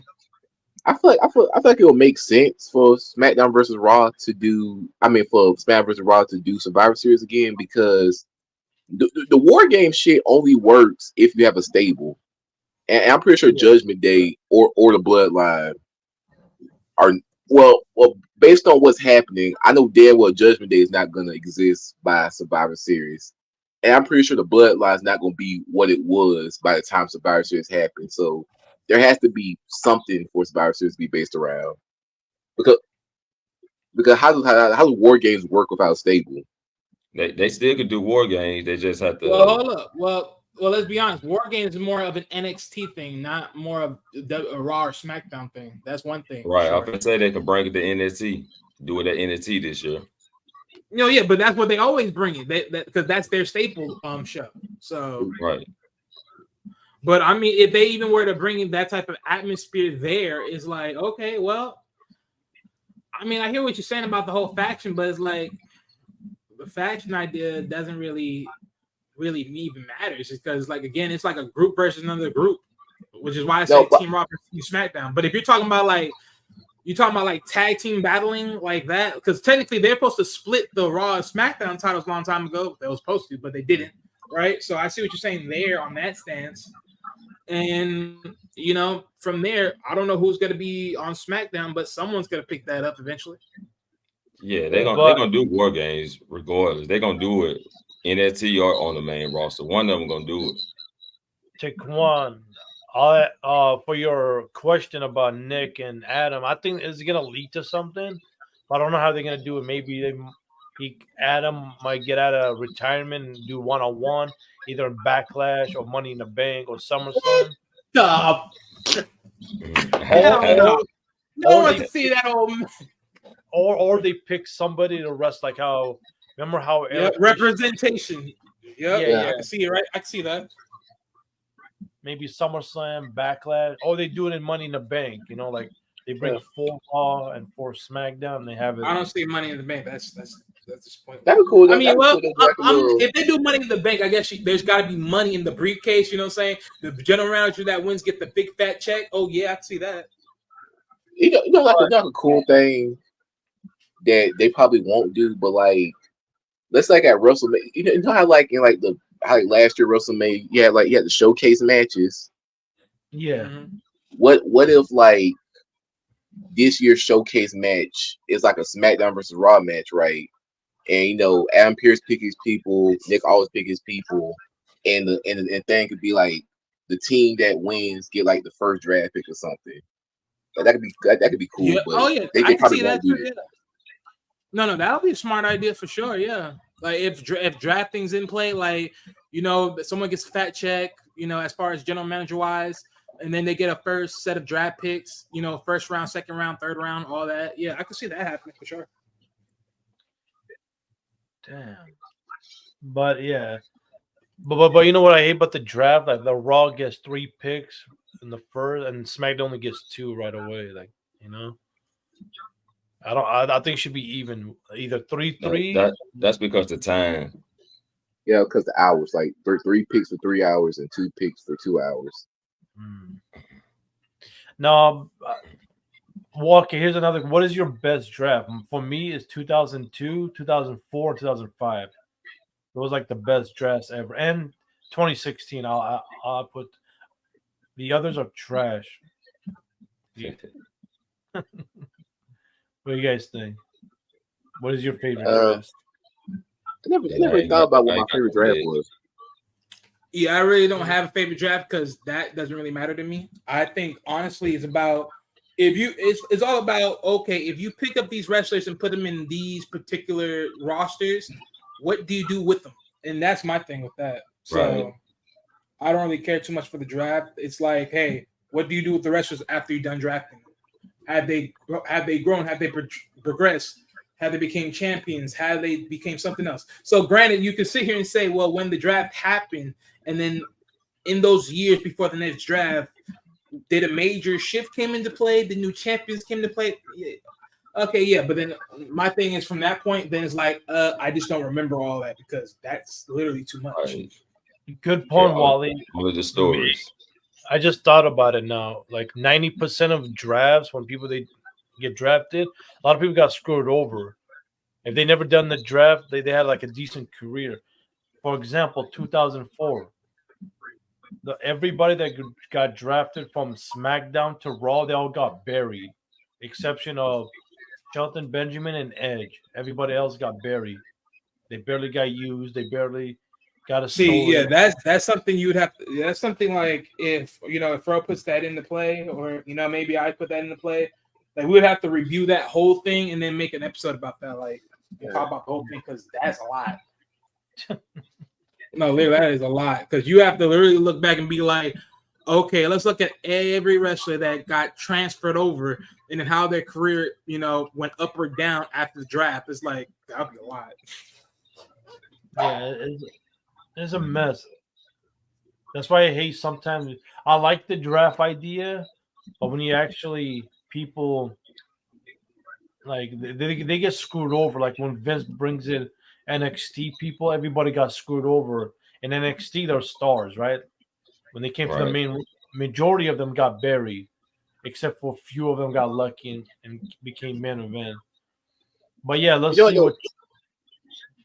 That's one. Speaking of the NXT being buried thing, that's why like I do like there's more crossover between the NXT and the main roster now, because it kind of gives the main roster audience like a preview of who these guys are before they officially fully transition over.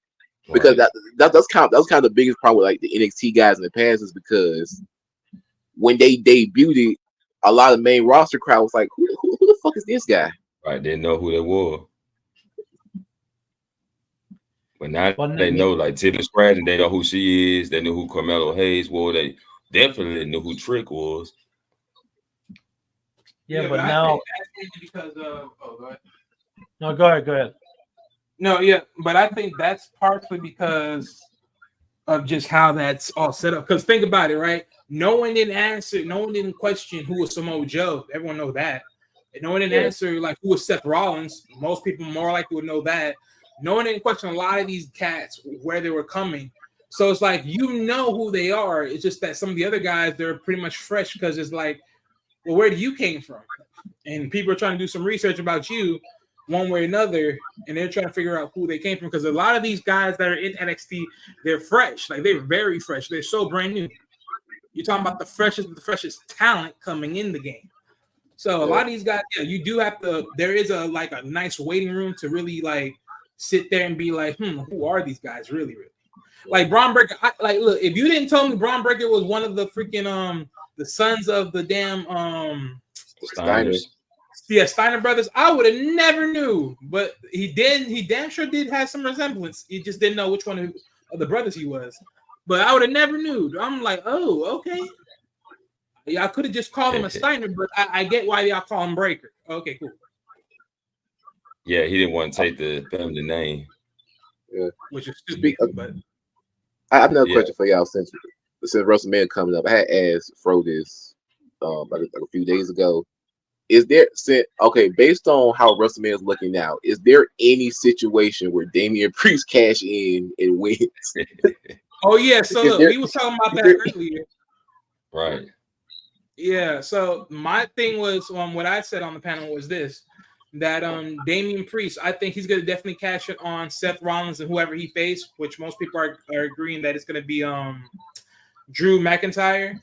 And I think where it happens is this: how I look at the match. Drew McIntyre is going to attack Seth Rollins at his weak point, which is his leg by the knee, because it locks down the pedigree, it locks down the curve stomp from being used in most cases, right? Which give him a chance to win more. And then if he does that in right perfect timing and sinking, then that's where Damian Priest comes in and cashing that Money in the Bank, and then screw Drew's over. All right, I have another question. If Priest does win it, realistically, how long is that reign gonna be? In my honest opinion, I think that reign holds up decent. But one thing's for sure is because I know there's been a lot of commentary about should he be solo or should he stay in the Judgment Day. I think they blow up the Judgment Day idea because that's overdue. Honestly, that team is being more so of a mockery than it is a cohesive unit. So I think Damian Priest, he walks away from that, or neither they do something where that shit just blows up, or they just get it right. Yeah. One or the other. I think the breakup kind of begins, like the breakup kind of slowly begins during because based on the story you're telling, I'm assuming Miz and R-Truth wins the tag titles from Finn and Naomi. That's what I'm assuming. Probably, which would be the funny part. But guys, you guys missing another thing. When WrestleMania is over, lots of people are gonna get released. So, do you guys have any ideas? Like who? Who's up for release? Well, that's a report, but I don't know who's going to be released. Because people are saying, well, yeah, because we mentioned earlier that Drew's contract is about to be up, but I think they'll re-sign him back. For me, if I have to choose, R-Truth needs to be gone. He's too old now. Nah, they ain't gonna get rid of him. They gonna find him. He's for the comedy bit these times now. Yeah. Tamina, there's another one. They might let her go because honestly, I ain't gonna lie, they could have been used her a long time ago. I don't know what the freak they were doing with her. Like, they just blow that shit under the water. I mean, honestly, if they don't re-sign her, they might re-sign her down to the NXT, and I think they build her up from there, which is a smart idea at this point because they should have built her up a long time ago, in my honest opinion. I wouldn't be surprised if she comes back around with Solo and the boys. If in NXT, after the whole bloodline story gets downplayed. That's how I see it, if anything. Other than that, yeah, she goes around, one of the other major wrestling corporations, build her name up because she wasted in WWE. Damn. And Elimination Chamber is what, like in 2 weeks, right? Possibly. Yeah, they take around 2 weeks. Yeah, about 2 more weeks. Well, between now and WrestleMania is going to be interesting, though. Though, for a pay-per-view that's coming up in 2 weeks, there's not really much of a card revealed besides Rhea in the women's chamber. Because all the men, think about it. At best, depending on how they sell the Intercontinental title, right? That's going to be more likely Jay with Buddy. That they might put that in there. If anything, I don't know yet. Actually,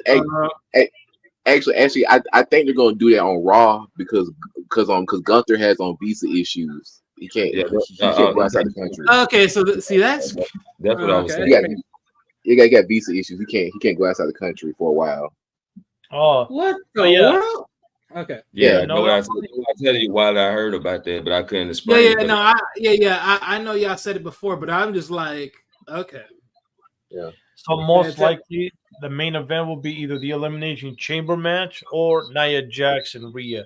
I think it's going to be Rhea Nia because Rhea is Australian. You know, they want to send the people happy. Yeah, that's what I think. Just give her It's gonna be give based her around. like, It's gonna be yeah, based like, around chamber matches. So yeah, it's gonna be probably probably about 4 matches on the card. yeah. 3 or 4, probably 4 or 5. I was speaking of Gunther's visa shit. I'm assuming it's gonna be fixed around they do because they have a German pay-per-view this year. And like I think like September or something. No, August. Oh, it's August. All right.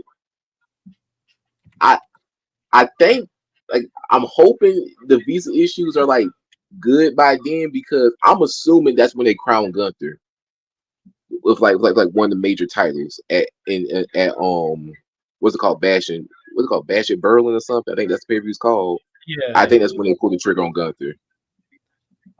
I'm thinking, like I told Main Event Fro and Wally, I think that's the replacement of SummerSlam. It's called Bash in Berlin. No. They're still doing SummerSlam. Yeah, but the thing is, they haven't announced it yet. They announced Money in the Bank, Backlash in France, Heatwave for NXT, Battleground in May for NXT, Bash in Berlin in August, and of course, and the Elimination. And Stand and Deliver on the night of WrestleMania, April 6th, day 1. I don't see no SummerSlam. Because I think that's stupid. They should like remove Bash in Berlin and have SummerSlam in Germany. Because all the pay-per-view, the big ones are in outside the States. Money in the Bank. Okay, so look, hear this real quick. So I just looked it up, right? And these are so-called what they have ideas of as far as the rumor and the matches that they're trying to set up. So, right? So the Elimination Chamber match for the women's, right, is Becky Lynch versus Liv Morgan and Zoe Starks, and then, of course, 4 other contestants that are still unknown, right? After that is Rhea versus Nia Jax. After that is the Unified Tag Team Title Championship, where a triple threat match, which it is Judgment Day, British Strong Style, and then DIY. Other matches that could be possible is Cody Rhodes versus Drew. Drew McIntyre. Oh, yeah, I keep forgetting his name. Intercontinental. Yeah, they say Gunther and Jey Uso, but like I said with the whole visa thing, so I don't know. And then they said a man's Elimination Chambers match, but that is going to be very interesting because I don't know what that leads to. I feel like since Cody already picked Roman, the men's chamber is going to be for Seth. Yeah. It's going to be Seth because that's going to be the idea that they have wrapped around. So yeah. But my thing is, if that's the case, then my thing is, what's the point of having Cody versus Drew since Drew's supposed to be in the chamber match, right? In the chamber, right? Yeah. Unless they don't put him in that chamber match and they give someone else a whole damn set of opponents, which that would be even more interesting because now it makes it even more obvious that more likely so that Damian Priest is definitely going to cash in because in my honest opinion, because if Drew's not a part of it, then he's definitely going to cash in. Yeah. Right. Well, yeah, he definitely needs to cash in at WrestleMania. And you know what? And I won't be surprised if Judgment Day were to lose the tag team titles. I think right then and there, that's the obvious sign that Damian Priest is gonna walk away from the Judgment Day, and they're gonna separate him. Right. But hey, guys, I think I said this before, but this will be a twist. Let's say Cody wins, he gets a big moment, then Damian Priest cashes on him at WrestleMania same night. Nah. No. Cody got to have the title, and Damian Priest going. It most likely it's going to be Drew versus Cody at Elimination Chamber. Then most likely Sami Zayn gonna win the chamber. Oh, Sami Zayn. Yep. Yeah, it could be Sami. It could possibly be Sami. If Zayn can get his moment at WrestleMania and get cashed in on. Yeah, but I don't really like but that idea of which one? What the match you said? What's the twitch you said? WrestleMania. If it's Cody versus Drew at Elimination Chamber. then Sami Zayn gonna win in the chamber. So it'll be Sami versus Seth Rollins, and Sami get cashed in though. Right now, I was asking about Hassan's idea. Okay. No, I was saying Cody beats Roman, then Damian Priest cashes in on Cody same night. I feel like with the story you tell Okay, with yeah, Cody, that would be so. can't do that. That'd be hard. Yeah, no, Don't that's get pointless. me wrong. If Priest do that, Priest will get a lot of heat. But I feel like the story you tell him with Cody, you can't do that cash in. I mean, they could if they want to send Damian somewhere else. But then here's my problem with that notion, right? If you make that happen, it's like, okay, well, are you really trying to just sit here and say you want to trade two guys over to a different roster at this point? I mean, is that what you're trying to sell us? Because then that's what you're signaling. So I don't really like that idea. Yeah, but Cody can go back to Raw because he is as of Well, right now. and that's my point. He don't care for the Raw title though. So why would he go back? Yeah, it don't got nothing to do with the story. And plus, Damian Priest has his own story on Raw. It's like this. Okay, out the two titles, let's say like, okay, if Cody wins Roman's title and Sami wins Seth's title, it makes more. In this case, it will make more sense for Priest to cash in on Sami because out of both champions in that moment, Sami is the easiest to sacrifice. Right. Pretty much. And well, that's if Sami wins Elimination Chamber though. They pushing it hard now. They pushing it hard. So Sami Zayn in that interview he did, it was strong now. So like I said, if Drew McIntyre is not in the Elimination Chamber, it'll most likely be Sami to win. They may make it a triple threat. I was about to say, I think the most likely scenario because you have to find a way to get both Drew and Sami on the Mania card. So I think a triple threat is what's going to happen. Right, right. That's what they're looking at. Especially since you have an injured Seth. A triple threat can like hide his injury in a way, like have Sami and Drew work a good portion of the match. Because like I said, that injury would be a clear target, especially for Drew. So it's like, I mean, that's a good idea, but that means we're gonna have two triple threat matches. Then, if they do Rock, Cody, it's gonna be Cody versus Roman 1-on-1. I'm gonna put it Cody versus Roman. Rock's gonna be involved in the match, but he himself is not gonna be he's not gonna be in there. But you know, there's another interesting guy coming to the main roster about Brandon Breaker. Braun Breaker, yeah. What if he wins? Because the way they're pushing him in NXT, Triple H likes him. They're trying to say with Braun Breaker is he taking Brock Lesnar's spot to go after Doom. But what I'm saying is, what if he wins Elimination Chamber faces Seth? I don't think they're gonna fast track. That's too early. They're not gonna fast track. No, but why that's too early? I mean, they did it with Brock Lesnar, 5-month, boom. Braun Breaker is not the time to be a world champion. There's a line. There's a line in front of Braun Breaker. You got Drew, you got Sami, you got Gunther coming up. There's like 3 people. It's a Punk is always a factor too. You got like 3 or 4 people before Braun Breaker can even touch that title. He may not win the world championship in less than 2, probably by next year or the year after that. Actually 5 people because you got okay. Wait, let's see. Drew, Sami, Gunther, Punk, Priest. Like you got like at least 4 or 5 people in front of Braun. Right. Yeah. So right now, out of all those 5 people, the best one right now it would be Sami Zayn. Then because Demon I would Priest, say Gunther would be the next up to me, in my honest opinion. Because think about it, with his reign at the IC title, eventually they're gonna let that go. I think when y'all saying about Braun Breaker, I think Braun Breaker will eventually go for the IC title, and then from there the mix-up will be around that. Right. I said earlier, I think whoever has that title by Bash at Berlin, that's who Gunther's gonna get it from. if his visa issues. If I ain't mistaken, did Brian Breaker beat Gunther in NXT? Yeah. So that's a story. Yeah, that's perfect to come on by the August. I think that's when they should give him the world title, and Sammy should have his moment, and then Damian Priest is safe right now because he has the Money in the Bank. So he has. I mean, he gonna cash in, hopefully win, but I think Drew gonna take it off of him. Or I think he's gonna cash in another thing, a Backlash, because they want to have a big moment in France. They're going to France for Backlash. That could be another thing. Yeah, he could. Even though I think Braun Breaker's gonna be the one to beat Gunther, this not gonna happen. But I still want Chad Gable to get it from Gunther.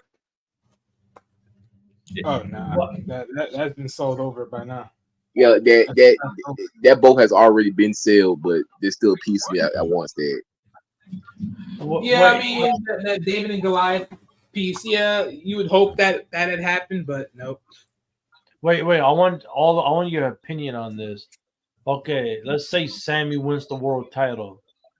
Do you think Damian Priest should cash it in the same night, or wait till Backlash and at least Sammy has like a month title reign, and then they can cash it in the same night? Same night. It would add the fire to the whole thing because let's be honest, Sami Zayn literally has been on the chop block for a good nice moment. And to see someone do it to him again, another heel do it to him again to chop him off of his reign of being a champion, it just another cement. Okay, but how long they should keep the story going? Till SummerSlam, till Money in the Bank? Yeah. I mean, it can happen multiple times. It just all depends. Because again, you have to think about it. Like I said it before, if Damian wins the world title, eventually they're gonna have to drop the tag team titles because Damian has to pick and choose. Like, hey, am I going to have all my energy for this title or for these titles? He's definitely going to choose the energy for the world title, not the tag titles. I think he's going to lose the tag titles at Elimination Chamber because because somebody got to do double duty at WrestleMania, right? And they're going to have to separate the titles at WrestleMania. They got to separate them. Or maybe before WrestleMania. You think before? No, it's got to be at WrestleMania. Somebody got to do double duty to make it more interesting. And then because the only way they separated, this is the only way they separated, right? Whereas one of the teammates from DIY and then one of the teammates from the British Strong Style, they both pinned the freaking Judgment Day. And then since technically both of them are from different rosters, voila. One team gets the SmackDown title, the other team gets the Raw, and the titles are split right then and there. They can do that. Honest with y'all, I'll be real with y'all. If they really wanted to split those tag titles, they would have been done it by now. I just feel like unified is the future. I mean, I agree. I think unified is the future. The only reason they haven't split them yet is because timing. They're just waiting on the right time to do it in the right moment in the right story. I mean, let's be honest here. Like the timing of the world titles. I mean, did they really have timing on that, or they just made that bad boy happen? I mean, yeah, they made timing because they did qualifiers and all that. But let's be honest, they could have made the same piece amount of timing, the same as far as the Elimination Chamber. I'm just saying. If they had time to make two different women's titles and make another world title, they could have been made another tag title. Let's be honest. They could have been. No, Wally, you gave me an idea. What you just said right now. You have a team from SmackDown, a team from Raw. I have a triple threat tag team match. No, that's literally what's happening already. They got one from SmackDown and one from Raw, and two from Raw. Because that's like the repeat what they did at WrestleMania 16. Remember when Kurt Angle was Intercontinental and European? Chris Benoit beat him for the Intercontinental, and then Chris Jericho beat him for the European same night. Right. Yeah, but that's they haven't announced moment. They haven't announced a triple threat tag team yet. It's DIY versus the Strong British Style for the qualifying to be qualified for the match. But that would be great for WrestleMania. I think Damian and Finn should retain Elimination Chamber. They do the triple threat tag team. They lose the titles. Then the same night, Damian Priest cashes in on Sammy, whoever, the world title. And then they have that story, and then Finn Balor can come in, and they can work out like a triple threat at Backlash, and Phil lashes out at Damian, so that way they have a story going in. Yeah, That's what I'm just saying. I'm saying based on what it looks like, I just think unified tag titles is our future. My thing is with the unified tag titles is like, can I see it? Sure, but at the same time, it's like, honestly, it's just dry concept in my opinion. I say split it because it's gonna be pointless. It's like you're gonna see one side of the tag team guys like, okay, this is a strong tag team, but they're not champions. It's like, that's dry. Right. Yeah, they need to split them up. But here's another thing about the Universal. So which one is it? Is it a WWE Championship or is it a Universal Championship? Okay. That, the title recognizes both histories at once. It sounds confusing, but I actually looked up WWE's website. It's one title, but that one title recognizes both the WWE Championship history and the Universal titles history. Actually, it's still 3 because remember they still call it the unified title, so it's all 3. The fact that they gave the fact that they gave Seth Rollins the freaking world heavyweight title this is why he's second rate, and I'm still laughing at that because they still call Roman Reigns the undisputed world champion. Right. So yeah, and so in that format right there, I hope when Cody quote unquote redesigns the belt and brings a new belt into the fold, that they do separate the Universal title, because I think the Universal title will be a nice little niche. But they might just retire it overall and just say, you know, we're just going to go back to these 2 little staples right here because we haven't figured out what we're going to do with the Universal. I was about to say, I think the only reason why they're still counting the Universal titles active is to give Roman more days. Pretty much. But but my thing is, it don't really matter because it's like they're still idolizing it as just the title as itself, because they're saying that, he's about to break freaking Hulk Hogan's reign, and it's like, okay, well, congratulations. But here's the thing, though. Good point, Tiquan. But the Universal title he wanted first in September of 2020. The WWE title he wanted WrestleMania 2022. So he hasn't beaten no one's record. In the Universal, he had hold a long time. When you actually think about it, because I don't know why they combined it together, because they're confusing people. The Universal title, he had a little almost this year, about to be 4 years in September. That's the thing. That's the thing. They're counting it as just the title ring itself. They're not counting it as, he's hold the Universal title for this long. He hold the World Heavyweight title for this long. Yeah. He's hold the WWE title this long. They're not counting it separately. They're counting it as just what it is. They're saying title ring. Yeah. Like for that, the main days they're counting is the Universal shit. Like those are the main days that's being counted. Yeah, because he hold it longer. That's but it needs to be retired. WrestleMania Universal needs to be gone because that title is cursed anyway. Everybody held. Well, everybody that held it either got injured, released, passed away. Roman and Brock are the only 2 longest title reign for the universe. Everybody, like, remember when Finn Balor won it? He got injured the same night. Yeah. So everybody that but that's all because that's not a curse. That's more because Seth Rollins motherfucking made an unjustifiable move where he targeted his back and then he jacked him up. I mean, let's be honest here. I don't call that a cursed title. I just call it a title that's just been steadily unlucky with his reigns. Yeah, it ain't cursed. It just because let's be honest. If you really want to think about it, the Universal title. See, this is why I say this. In my honest opinion, the Universal title could be a title that can go through any roster. You can switch it between Raw, SmackDown, NXT. I think it would be the ultimate title across all brands. But Right. And Like they probably won't do that anyways. I'll be honest. I'll be honest. We're good with 2 world titles. Like we try to add a 3rd world title. That's when shit gets complicated. Right. But let's Yeah. be real though. Come on, but this is my problem though, right? We can say that, but let's be real. How much times have we look at certain superstars and we sit here and say, man, they should have got the title a long time ago. But then guess what? That's the problem because there's not enough titles to go around. Like we sitting certain people without no titles. You may as well add another one. It like I just Like see that I say like this. big enough to have at least 1 or 2 titles. I get what you saying. I get what you're saying. But okay, based on how the hierarchy is, right? Okay. The WWE, the Roman shit and Seth shit, those supposed to be the top belts of their shows, right?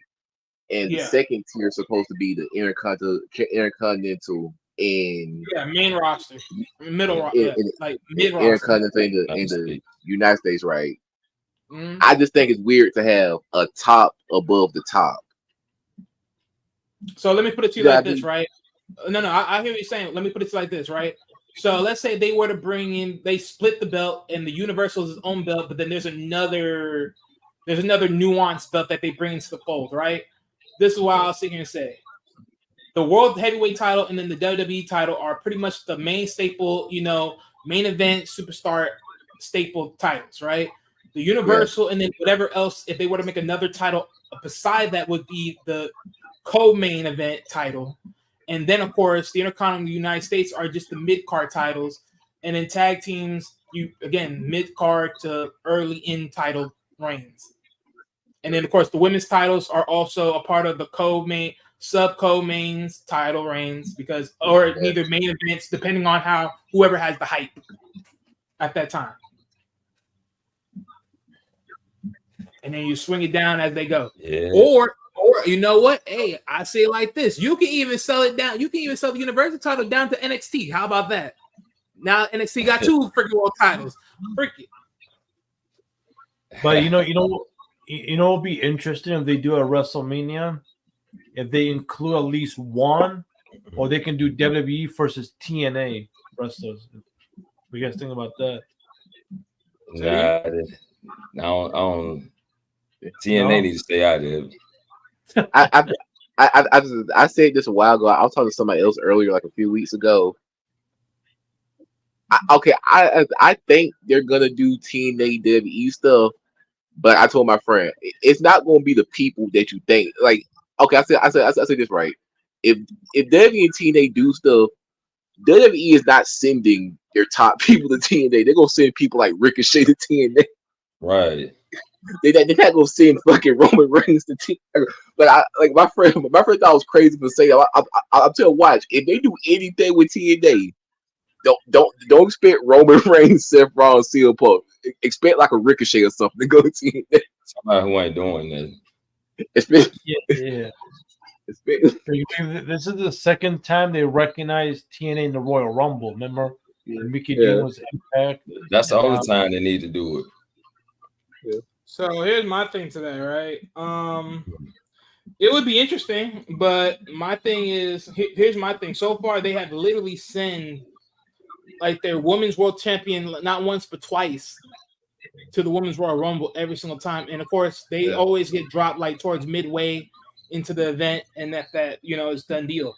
So I think depending on the severities of the match, that would depend how that looks further down the line.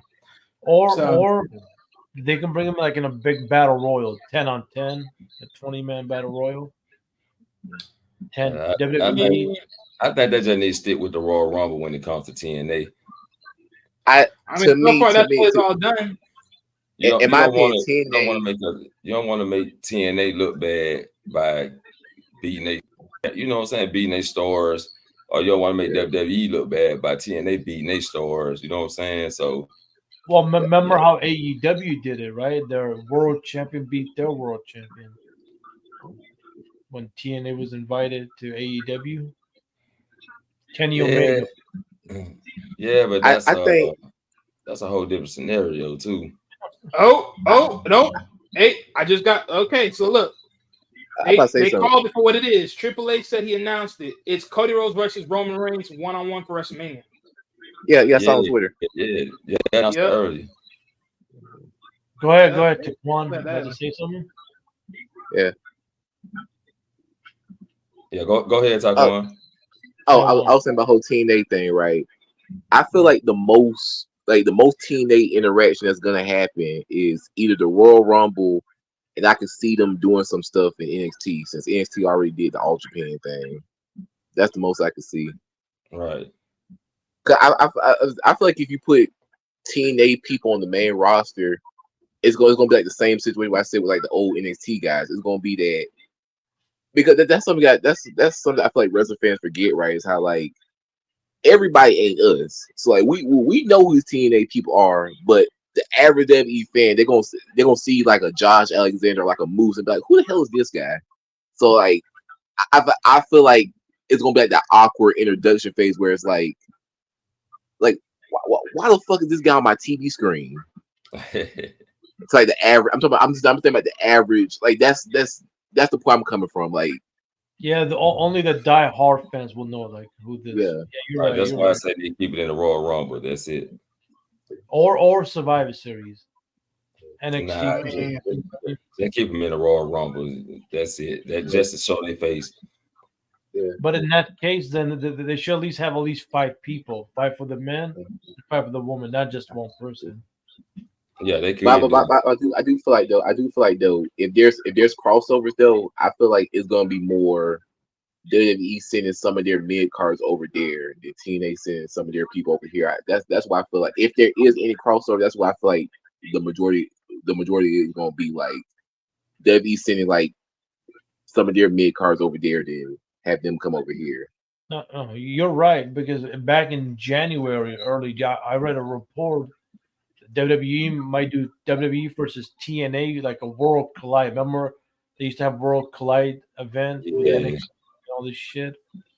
NXT 2.0 versus NXT. It's gonna be like something like that, but I don't know when. Either before or after WrestleMania. But I got a good feeling. I think that they can have some TNA stars like in a battle royal. You know how they have like pre-show battle royal. Yeah. They made, but I just hope they don't even get involved in it, man. I hope they don't, because you want to have. You don't want nobody to look bad. I get it, but don't put your TNA World Champion in there. I mean, like, let the others get some exposure. Low for it. Yeah. It's fucked up how in my mind like the default guy just throw anywhere, just Ricochet, and like Triple H, hey Ricochet, lose to the TNA guy real quick. Like that, in my mind, Ricochet is just the guy to see, just to see. But hey, he lose. But Ricochet ain't really no chump though. No, but if he lose, he already looking bad now. No. Hey, you guys missing the big picture. If they do, let's say, send Ricochet, that's a win for TNA. They can put him in X Division, man. Yeah. And the X and this is why I say WWE, they need to recraft the freaking cruiserweight and perfect that thing now. At this point, they need to bring that back now, because I'm telling you, they have all the correct guys for it. We need a cruiserweight belt. We need a cruiserweight belt though, for real. I mean, they do, but it's on NXT though. The cruiserweight. It's not even moving in NXT. Carmelo unified the cruiserweight title with the North American title. Oh, they did that. And this is why, and this is what I'm talking about. This is exactly what the frick I'm talking about. Yeah, like before I like a little bit before Roger Strong left. When Carmelo was North American champion, him and Roger Strong had a unification match, and Carmelo unified Roger Strong's cruiserweight title with his North American title. They buried the cruiserweight title. Right. Yeah, this is what I'm talking about. They need to bring it back. They need to bring this back. Another freaking thing. This is why they need to bring it back so people like Ricochet can have a title. What's your boy? Thank you, Chad Gable. You know, they can win some titles. Man, Finn Balor, they can bring a lot of fly. What? Man, they. I have a question about cruiserweights. I had this is a discussion I had a while ago with like one of my friends I talked with wrestling about. Yeah. We kind of discussed how like wrestling in general and even W like wrestling in general has gotten smaller. Like some of the top guys in general has gotten smaller, right? Yeah. Like since wrestling in general is smaller, does a cruiserweight division really stand out like it used to do? Yeah, like it depends on TNA. They can make it happen. Like again, this is where the art of wrestling is dying in WWE. Like literally, it is dying in WWE. The one thing that the WWE does not have than everyone else is that damn cruiserweight division. They're missing out on everything. You have all the correct high flyers. You literally have all the correct high flyers, crafty players. You got Finn Balor. You got Rey Mysterio's son. You got all these guys. Right. And yet what you're going to do, you're going to make them go for the Intercontinental. You're going to make them go for the freaking United States. You're going to make them go to NXT. Oh, my God. Nothing but filler. Boring. They dropped the ball on that one. And plus, let's be honest, the Cruiserweight title can easily be the guy that, if you sell him right, the ultimate underdog. Right. What you talking like, bro? Ultimate underdog, go for the world title. Or whatever title he you got a lot. You got a lot of them too. You got a lot of them that can put up some good matches. That's true, like, bro. But Wally, they did. Remember when Triple H made the tournament in 2016, and it was doing good. Brought the cruiserweight back, and then 6 months later they fucking buried it. You know. Again, and why did they bury it? You got a lot of these guys that don't really matter. And think about it. Go ahead, sorry. No, real quick, but they even made a new lineage for it. Like they didn't even add the old cruiserweight from the WCW and when it was on SmackDown until 2007, and they still fucked it up. So even I think went wrong with that with the last cruiserweight experiment they did. I think the first misstep they made was doing 205 Live off rip. I feel like they should have got them over on one of the shows first, then decide to spin off the 205 Live. You want to know what I think the way they effed up? Oh, go ahead. Sorry. Yeah. Now I was, and the reason why I say they should have got them over on one of the shows before they spun them off to 205 Live is because it's kind of what I said before. It's like you're asking once again, people outside of us, you're asking fans to watch a show about guys that they probably never fucking heard of. So I think it would be smart just like on Raw, SmackDown, one of those shows, get them over on there. Then be like, oh hey guys, you like that? 205 Live, here you go. Well, yeah, my thing is the 205 Live show. It was literally a destruction because let's be honest, I'm not gonna. Again, do I want to see cruiserweights, fight it out? Of course I do. But do I want to see their own roster, their own show about it? No. I don't want to see all that. Like, who the frick cares? Like, put them with the rest of the guys. Just put them on the dang shows. They're good enough to be on the main shows, not the side shows. That was really a Vince McMahon thing who really fucked that up. And that's my whole point. Vince McMahon's an idiot. He's screwing his daddy's business to the dirt. On the Triple H, I think it'll work. Triple H hasn't shown it to be working. He buried it his damn self. Speaking of Vince McMahon, do you actually believe he's actually gone? I think he's somewhere behind the scenes still controlling things. No, because let's be honest here, TKO is like the new owner, so it's like, or at least management wise. And let's be honest, I don't think so. He's in control because let's be honest here, he screws over everything Triple H tried to create. So no. I mean, Ronda Rousey. I don't think I saw Ronda Rousey's tweet from like a few weeks ago, but she already kind of exposed the fact that if I don't know if Bruce Pritchard is still hired or not, but she basically said that if Bruce Pritchard is still in a position of power, Vince is still there because Vince speaks through Bruce Pritchard. Well, then, hey, there you go. I guess there you go. That's one indicator. Yeah. There's a tweet she posted like I don't know like last week or 2 weeks ago, but she said how even the last time he was gone, Bruce Pritchard was still like Vince was still speaking to Bruce Pritchard. Right. Yeah, because he's a loyal to Vince McMahon. Ponzi. But you know who else was loyal? Kevin Dunn, and he finally left. Remember Main Event Fraud? Tell you the story about him. You know who Kevin Dunn is, guys, right? Yeah. Wally, Taquan, you guys know Kevin Dunn? Yeah, I know. Yeah, I know he's talking about Kevin Dunn. Yeah. He's like in charge of production. Yeah. He finally left after all these years. And a lot of people hate him too. Especially Jim Cornette. So I another question for you guys. Since we're still on topic of WrestleMania, Yeah, right? that was Vince Ward, so he had to use one though. What's that? Okay, so the question I'm gonna ask, just based on what's been happening on like weekly shows and stuff, what's y'all WrestleMania card predictions? Like not match predictions, just like what do y'all think the card is gonna look like just based on what's been happening? Ooh, that's a good one. Because Okay. I'll start with mine. Well, Roman versus Cody has already been announced. Seth, Drew, and Sammy triple threat. That's one.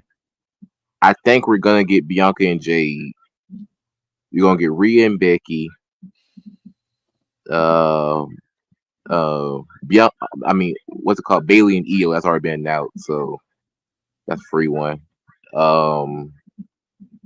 Tag title wise, I still think it's gonna be Miz and Truth versus because Truth got what story been told? Truth gonna find well on this Mania card. So Miz and Truth versus Finn and Damien, and yeah, I think that's all the match. Well, actually, LA Knight versus Logan Paul. That's one I have, and Gunther versus Braun Breaker.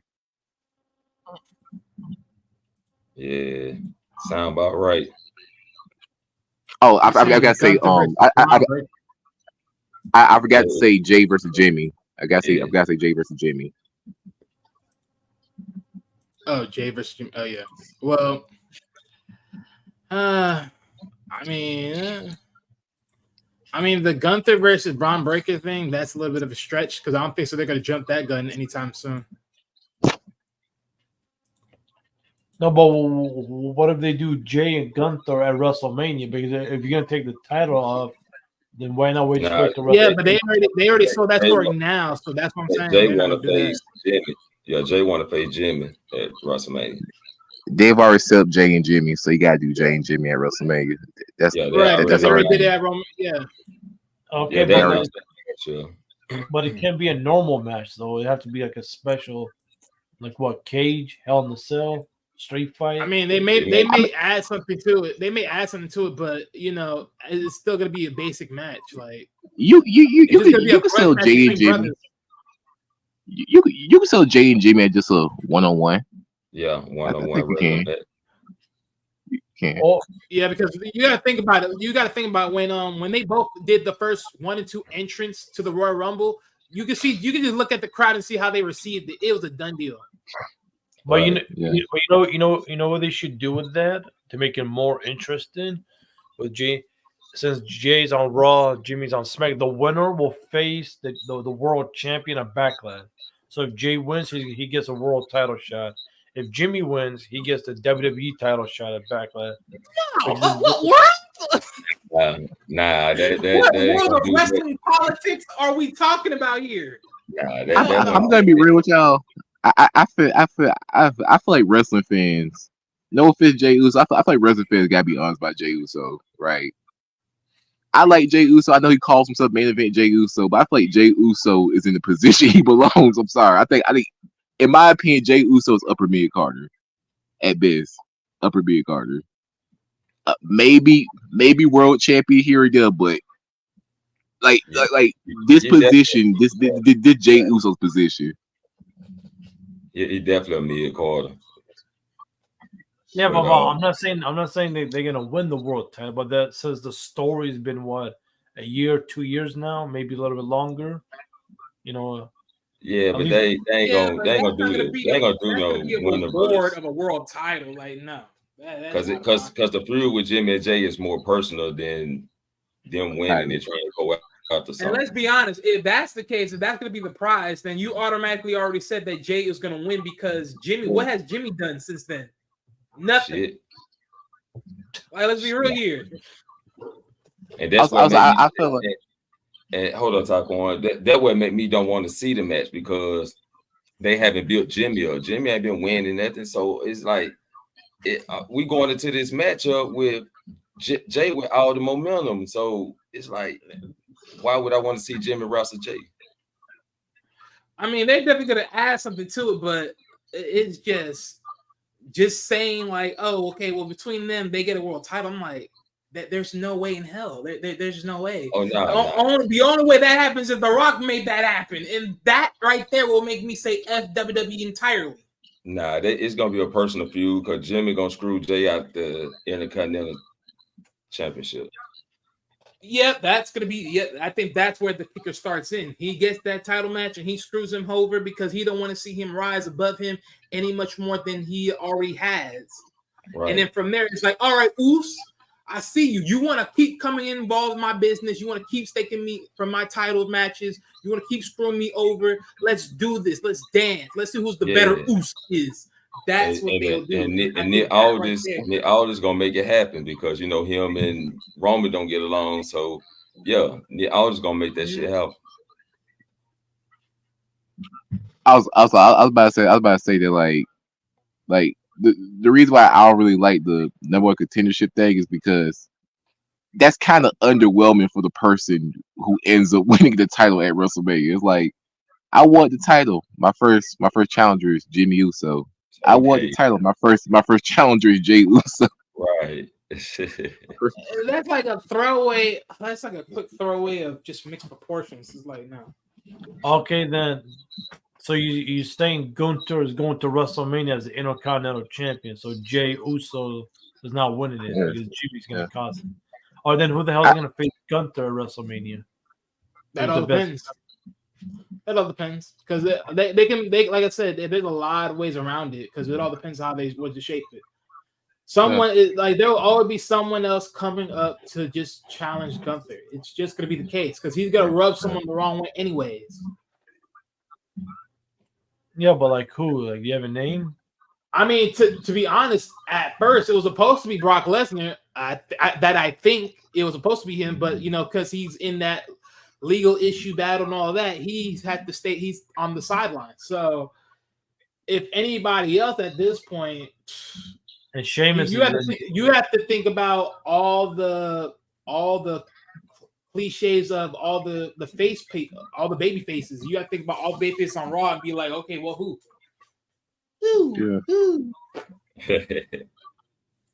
Like most of the top baby faces on Raw, they're in that world title picture. So I don't see them dropping down for Gunther.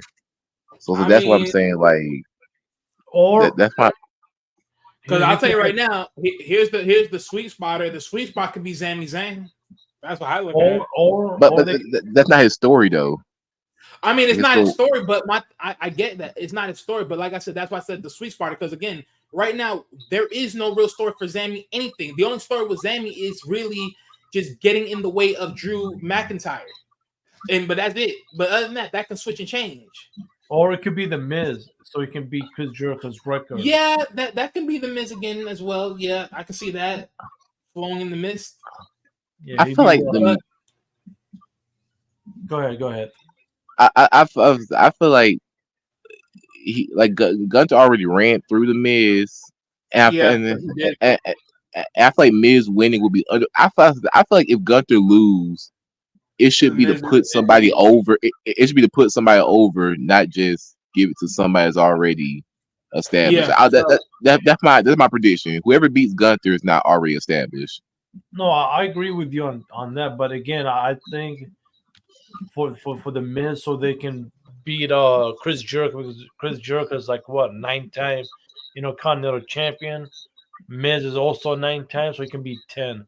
So that's like a fuck you to Chris Jericho for leaving to AEW. That could happen. Yeah, but Yeah, most likely with Gunther losing his title, it's looking like it may be Sheamus to solidify that title he never won. If he comes back. Oh, you know what? A matter of fact, I thought of the next ideal person. They could go with Andrade. He just got back into the fold. They could go with Andrade for this one, in my honest opinion. Yeah, that'll be nice. I can see that. They can go with Andrade. I mean, after that, shoot, hold on. I'm just trying to look at this roster right now. Wally, hold on. Remember you used to say LA Knight going for the United States Championship? I just thought about another thing for LA Knight. He can face AJ Styles. You know how AJ keep attacking him? They can build it up to WrestleMania. Yeah. Honestly, after the world title thing, I don't think so. That's pointless now. Yeah, I think they're just I think they're gonna still feud, but LA Knight going. I mean, if that happens, I think the only reason that happens if LA Knight wins the United States and AJ just comes right there and smack him right in the jaw, and and actually show that he wants to take that United States title away from him. Right. Then that's my idea. Then they continue the story and make a long story. Or then at that point they can basically sit here and say that AJ Styles went heel on that point.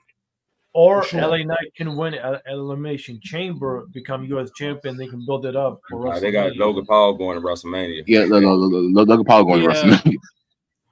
That's how they have the design. Yeah. So then what the hell does AJ and Randy and what do they fit in WrestleMania? We got nowhere really. Because they face each other. other. They're in standstill for the time being. Oh, they face each other. That's a good idea. Okay, you know what? And here's another one. If not Andrade, then they might do Brunson Reed. I think that's another one for the IC title. I mean, those are the clear guys right now. They're the clear guys because Braun Strowman, he's still out of action because of those injuries that he has. So we don't know when he's coming back. And right now, there's no one else on the main roster because almost everybody else is booked or neither brand new. Right. Yeah. So stick with Andrade. Stick with Andrade. But that's why I say it got to be Sheamus, man. He gonna have to make his return. No, that's a stretch, bro. I'm sorry. What's Sheamus' issue? It's like what's Sheamus like injury status? I haven't been really keeping up with Sheamus. I don't know. I forgot what it was.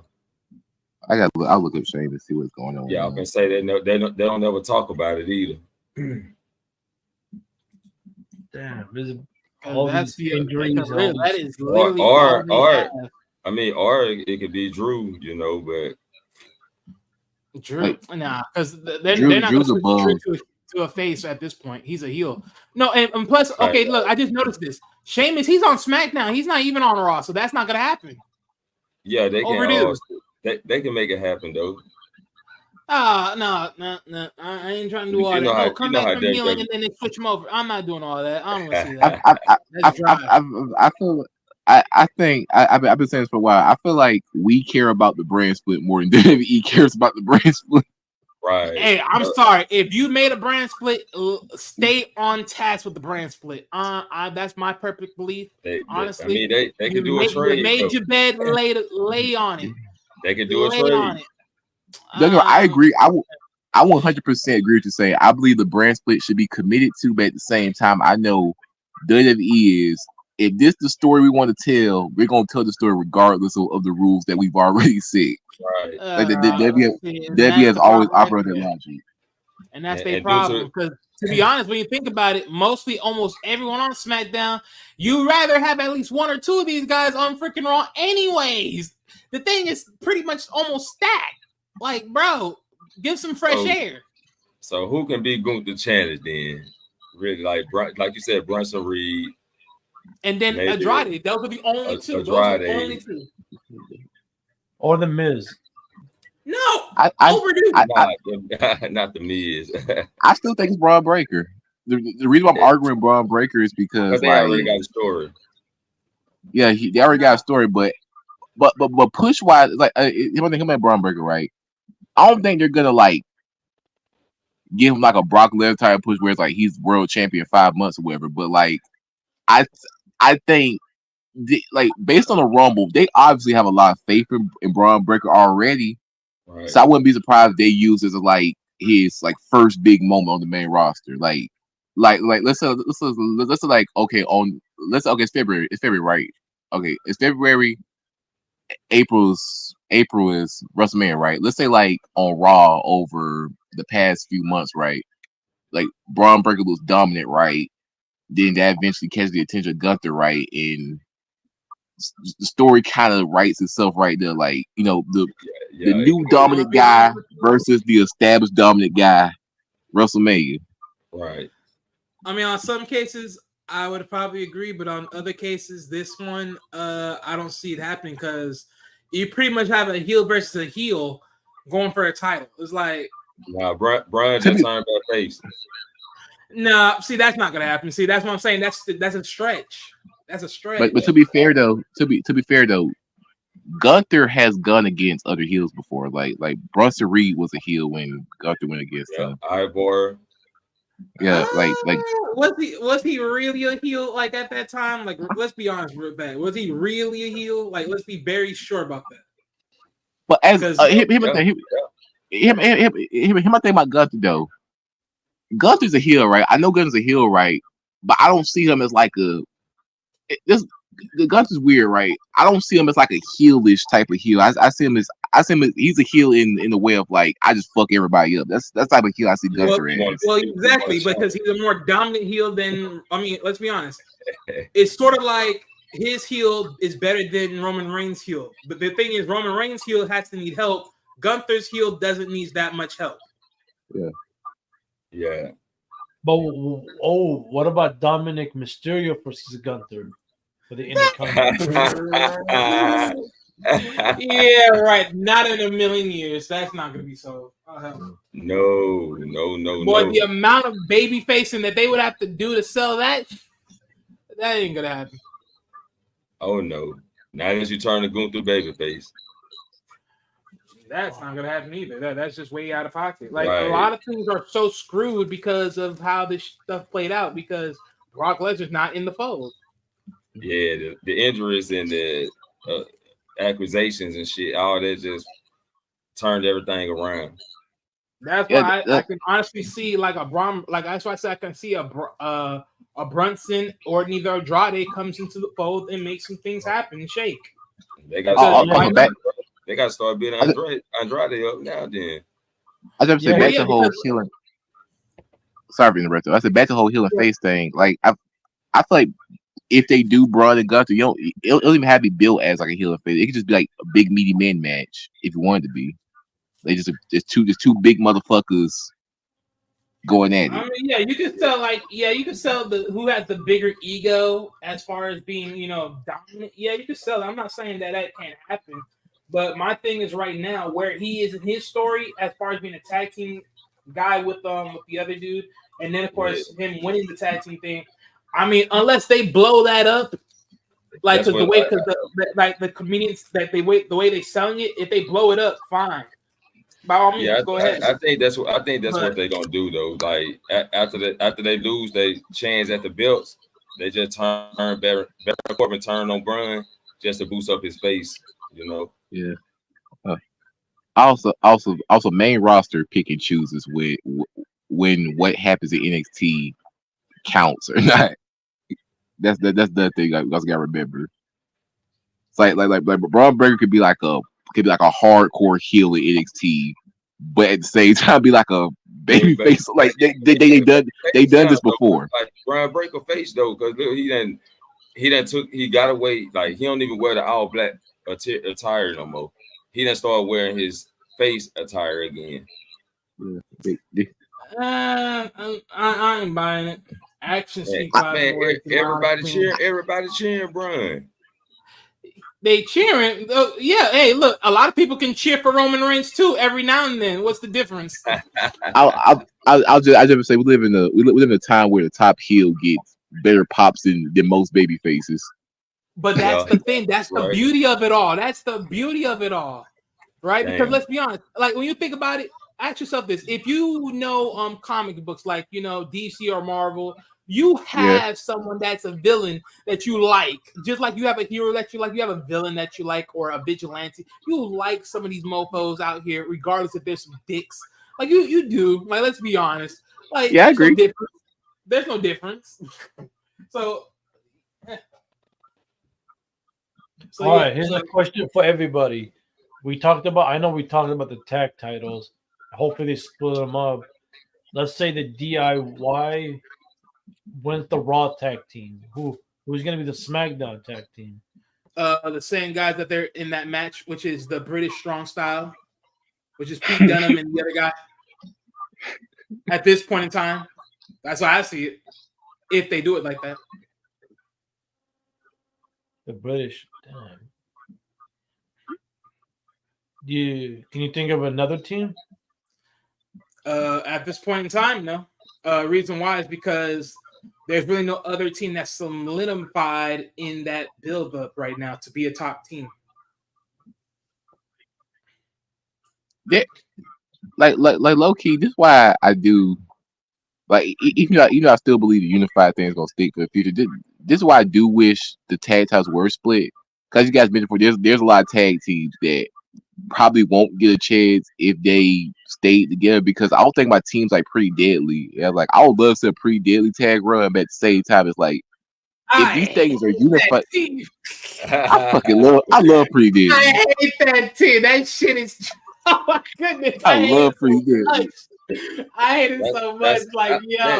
They're a comedian team. Yeah. That is. Oh my goodness! I hate it so much. but I'll use my example, right? As in like if each show had their own tag titles, then I could see Pretty Deadly be a tag show. But like if these shits are unified, they're not gonna give them shits to Pretty Deadly.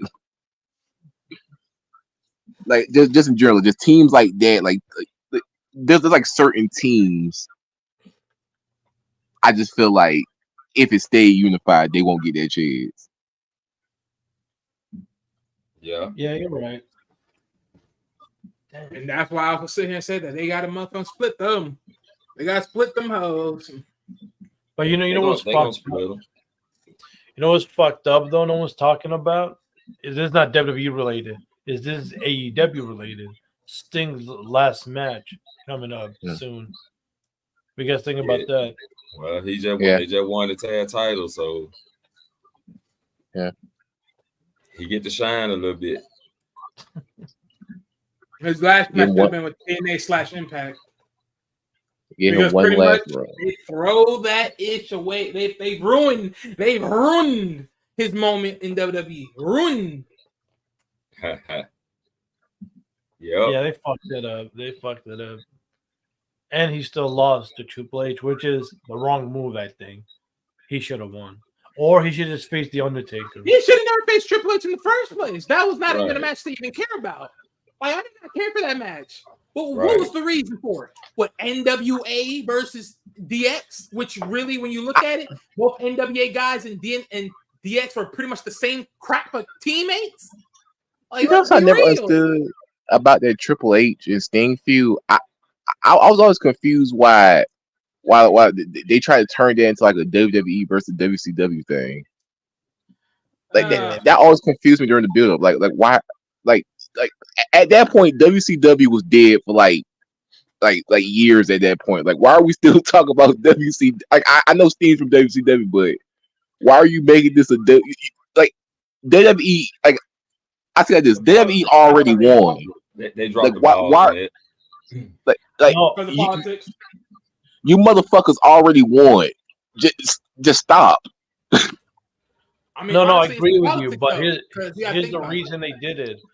Because Sting is the last person from the big stars that never made it to WWE. And he was the only one that never went back and forth. Because in the 90s and early 2000s, wrestlers was going back and forth. WWE, they get fired, they go to WCW.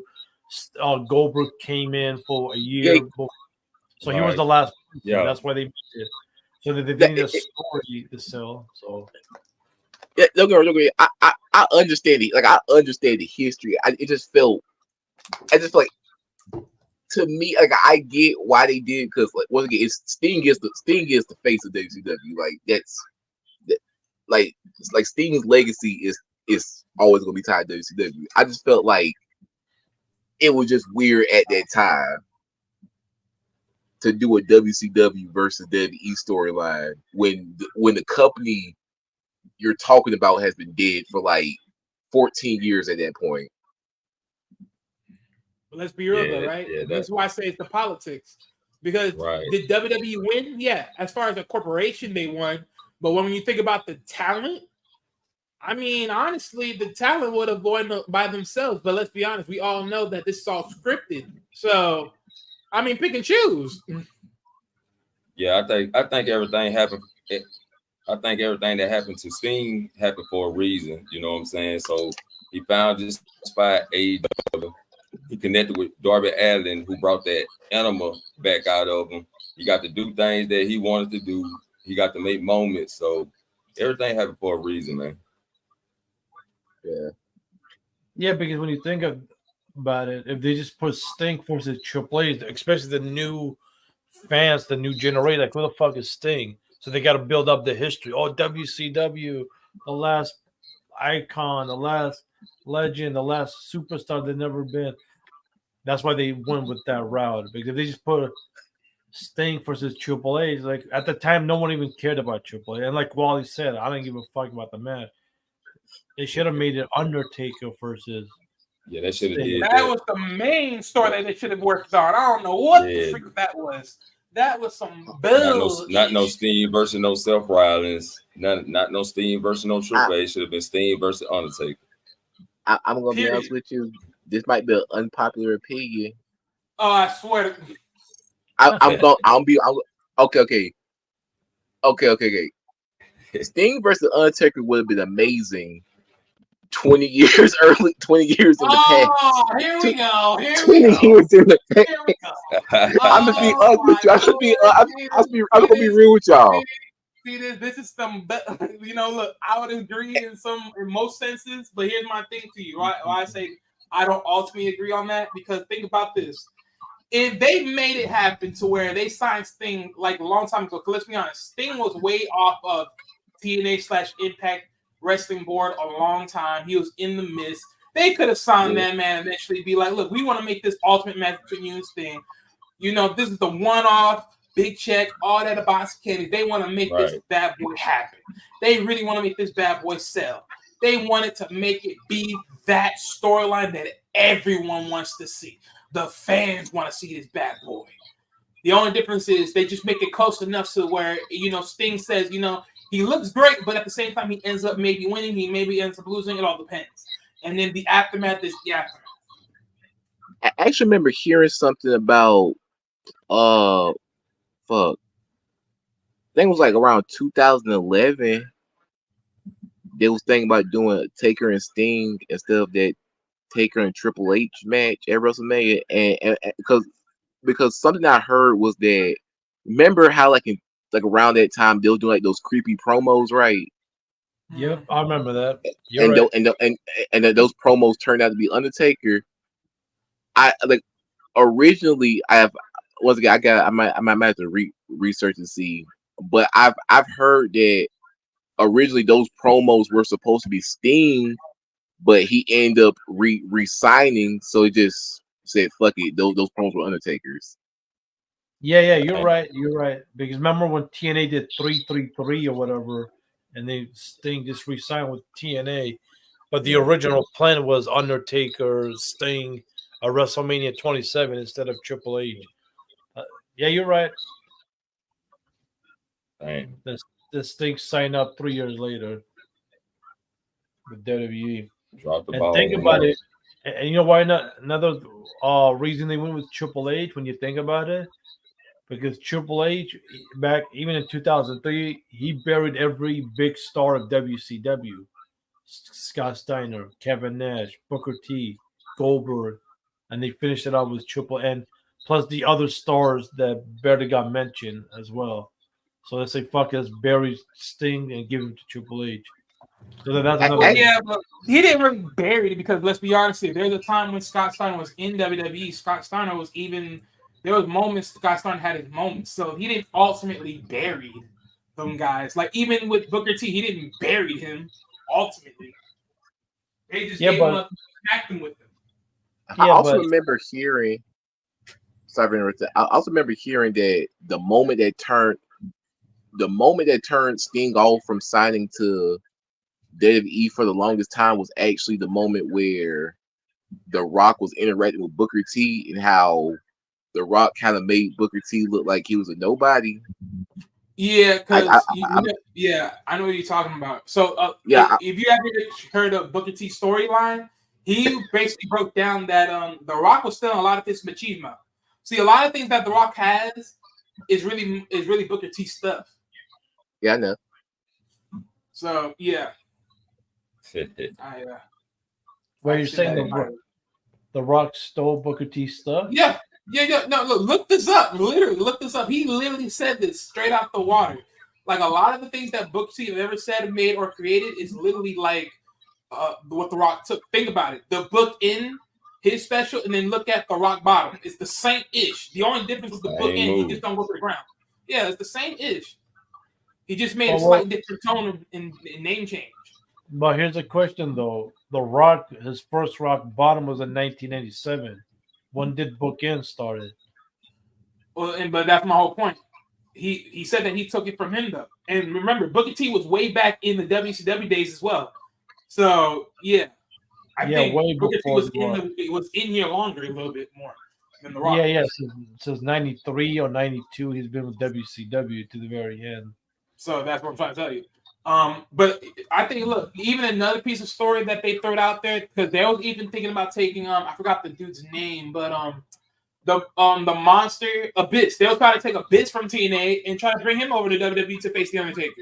They were trying to sell that off before they ever got to Brock Lesnar. No, that was in 2006 because you know how they went with Mark Henry. No, my bad. No.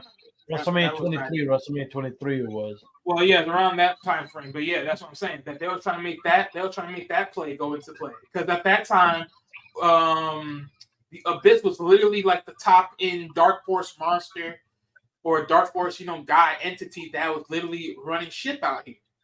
And that was the only thing that they could really swing around with in wrestling. So why not? But he said no. Yeah, he finally came to WWE in 2020 as a producer. Yeah. But he made his own. Go ahead, my bad. I was about to say, speaking of Undertaker, like moments that almost happened, one moment I kind of wish happened that still fascinates me to this day was when I learned that the higher power, like the original choice for the higher power, was Christopher Daniels, but they thought he was too short. Yeah, they changed it. Now imagine that Christopher Daniels. People forget Christopher Daniels been in WWE for what, 2 years, 3 years, like 98 to 2000. Then he went to WCW, but they didn't even use him. Like they put him on the B shows like Heat, Jack, those B shows. But yeah, he almost got a big storyline even back then. But Vince looked at him, nope, he's too short. But again, and that's another thing about WWE that's always funny. Like they'll bring a guy that fits the mold or the image, but because of he's not that big or not that monstrous, it's like they'll just slide it to someone else, and it's like, oh, you pretty much just stole the storyline, or it's like you stole the mantra. It's like, nope, I was the mantra. But sad enough, the mantra was better than what you were. Yeah, but if they signed Christopher Daniels in 2002. That would have been great. The Cruiserweights was there, Rey Mysterio, Billy Kidman, but TNA. Yeah, but honestly, it wouldn't have been great because I still would actually favor Christopher Daniels in TNA/Impact, in my opinion. Yeah, they did a better. That's where he belonged. That's where he belonged. Yeah, I figured him there more than anything else. He needed to be the outcaster. Yeah, they really did a good some job. people just belong in a different company, you know. Yep, like AJ. See, he belonged in a different company because Vince McMahon was an idiot. Yeah, Yep. I used to always make that argument too. 'Cause people always say, "Oh, what if W signs person at this time?" But then I always tell people, if they would sign that person at that time, that person would have never been the person that Yeah. it became later in the other company. Yep. Right. Boy, AJ Styles in the other company was legit. The only thing that I didn't like about him in that storyline of TNA was that Ric Flair mantra thing. Like that was ugh. That was thing nasty. I didn't like it. But if we're keeping It, it, it didn't TNA fit. from 2005 to 2009 until Hogan came in 10 and TNA died. That TNA died when AJ left. Hell yeah. It slowly smothered downwards. No, to me, TNA's best days was 2005 to 2009. 10, 11 was like 50-50. That was the rough patch year. Yeah, 2012 they came they did a comeback. Remember they had Bobby Roode as champion. Austin Aries won the title. Then they finished it off with Jeff Hardy. And 2013 was like another downhill. And I think eventually Nick Aldis, like around that time when Nick Aldis got the title, I think that was another decent year that they had that one. Because as far as him being a heel, like that was another decent year for me, in my opinion. And I have to remember it, but yeah. And don't forget when Bobby Lashley was the world title as well. Oh yeah. Bobby was that was he went back. Yeah, when he came there, that was the recon up right there. Between him and even then Drew McIntyre. Drew McIntyre. Yeah, that was another big boost right there. So yeah. I think it's funny that you mentioned Nick Aldis because every time I think of like Nick Aldis' reign as TNA champion, I remember when in WWE when the Dale Bryan storyline was like getting hot, TNA tried to capitalize that by forcing Eric Young to be their Daniel Bryan. I remember, I remember that time they had him in a weird place at that time, but it was fun. I thought it was like the week, like either the week of or the week after Dale Bryan won at WrestleMania. All of a sudden, Eric Young became this baby face, like this underdog baby face that was beating Nick Aldis for the world title. Yeah, but you know what? I actually favor it though because if you think about it, both of these guys were both on Team Canada. So it was that. Well, no. Well, one of them was Team Canada, the other one was Team British. But yeah, but it was good though. And that's another thing about TNA I did like too. When they did that, when they did the country teams, like that was nice. That was a nice spin. Yeah, there's a lot of wrestling now. A lot of good wrestling too. WWE, TNA, MLW, NWA is doing all good. New Japan is doing great stuff. And I haven't watched NWA since they started pushing Tyrus as a big deal. While I saw motherfuckers push Tyrus, I'm like, I'm done. I thought that ended. I thought that ended already. I mean, it ended, but you know, like when somebody leaves a bad taste in your mouth, it's like, you know what, I can't forgive you for Tyrus. No, but there's a reason why he gave him the title because Tyrus shows up on Fox News, and that can give them more, people watching, people coming. A shout out to NWA, I get the logic behind it. I still think it's hilarious that somebody sees Tyrus and like, you know what, I want to build my company like this guy. Once they gave it over to Matt Casera, that was a deal breaker right there. That was lovely. Or no, was it Matt Casera? No, not Matt Casera, but you know what I mean, like. Matt Cardona. Yeah, Cardona. Yeah. But I don't know if you heard about this. NWA was supposed to come on this year with CW.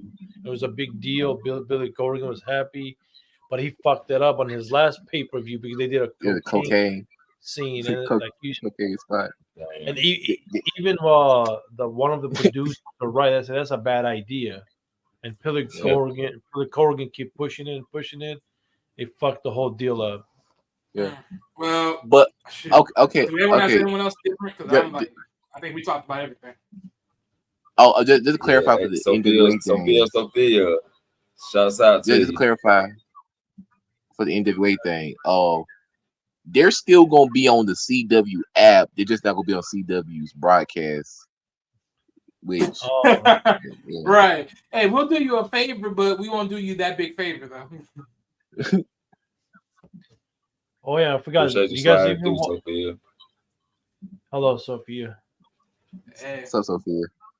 Even OVW, Al Snow's doing good stuff because I don't know if you guys seen the documentary they did on Netflix. They put for OVW. So OVW is I don't coming got up. Netflix, but I'll check that out when I can. Yeah, I think it was like 5-8 episodes. Like they talk about wrestling and some OVW stars got to be on Netflix, so it's pretty dope. Mm. And Al Snow was doing interviews and breaking it down and how they made that deal. I think it came out last month. The whole 6-8 episodes or something like that.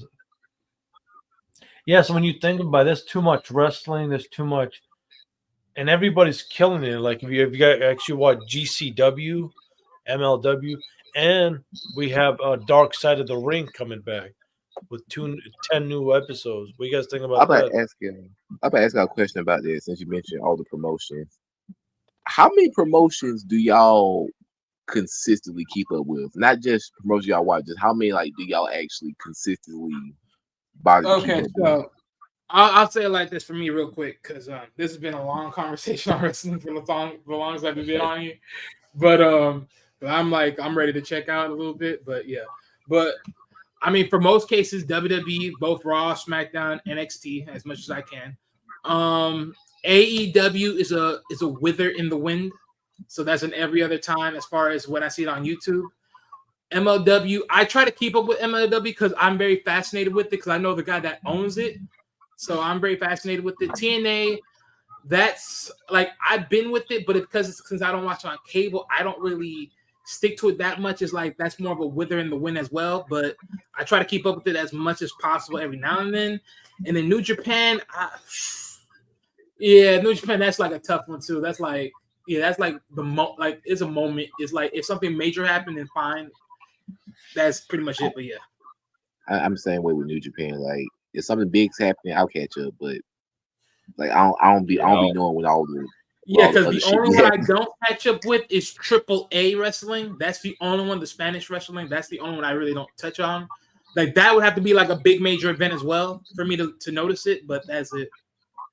Respectfully. Yeah, I'm with the main rosters like WWE, AEW, and a little TNA. For me, I'm like subscribed to 14, 15 different companies because I like doesn't mean I'll watch all of them. I watch highlights to see what's going on. Maybe there's a new match, new ideas. Because Japan, one of them, FTW, whatever, they literally did a wrestling match on an island, on a train, on a goddamn cave. Like goddamn. Like I like fresh. Even sometimes it sucks. Like, but at least we tried it. At least it happened. It existed. There's also a big time Japan, like big time wrestling Japan or some shit. It's like that's like their version of ECW or FTW. They're both hardcore. They're crazy too.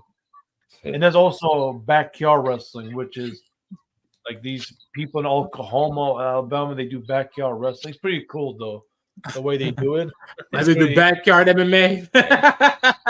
No, they have that too. Backyard boxing. You'd be surprised. Yeah, they have a lot of those things out there. They do. They have a lot of those things, but those are more. If we're talking like real companies have like a production, yeah, OVW sometimes. Even Booker T's wrestling, reality of wrestling. Because Booker T's. Yeah, I know he got one of the Samoan family dynasty guys over in his wrestling company. So yeah, that's pretty interesting. Yeah, there's a lot of wrestling out there. Like, god damn, there's even Hollywood wrestling. It's part of the NWA, but I don't know if they got kicked them out or something. But yeah, there's a lot. This MLW is pretty, and GCW is pretty dope too.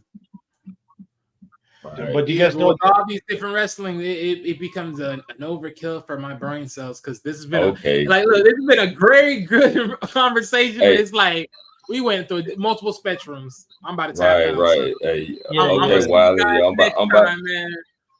Okay, appreciate you sliding through, man. Yeah, man, for sure. I'll see you guys next time. All right, I'm about to grab the clock out myself. I got an interview tomorrow on Dr. Frizzle channel around about 1 p.m. Central Time. Salute, Wally. This is the longest we've ever been on Main Event Pro, almost 3 hours. I think we went 4 hours one night. We did? I think so. No, I think it was like 2 hours or an hour or something. Yeah. I don't know. Hey, thank you for having me on. Appreciate it. Do you have a YouTube channel? Nah, I don't really do any content. I have my YouTube channel. I'm on Twitter, so on Twitter I think I'm at. Actually, I'll remember my ad. Wait, let me look at my Twitter ad real quick. Yeah, go ahead. Okay, at Mills_Taekwon. That's my Twitter. So if you guys want to follow me on Twitter, see the random bullshit. Is this your first time on Main Event Pro, or you've been here before? I think it's my second time, right? I think it's my second time. It's your second time up, but he be in the chat though. Oh, okay. It's great talk. I just put my YouTube channel. Sometimes we talk wrestling there. Sometimes if you want to come and we have great conversations. But yeah, I appreciate you, Taekwon. Appreciate you, Main Event Pro, for having me. Yes, and sir. Wally and everybody. Salute and good night, everybody. Good night, man. Good night. All right. Yes, sir. See you. Yeah, I appreciate your Taekwon, man. All right. All right, man. Holler at you later. All right. Yeah. All right, people. We about to wrap it up for the night. Shouts out to Cam the Real 57X and I came through for show the Wally World. Hassan Tahir. We had the lovely moderator 907 Good Eats in the building. She slid through. Shouts out to Next Level. MF. Appreciate you coming through. 28 baby. Appreciate you sliding through. Sophia. Good to have you sliding through. Thank you for dropping in. Thanks for everybody that came up on the panel. My boy Taekwon, Hassan, Wiley. Of course, the main event of the show, Hassan Tahir with the $10 cash out. I'm going to start putting that up there. And let me give y'all horns real quick, man. Appreciate everybody sliding through. Yeah. Yes, sir.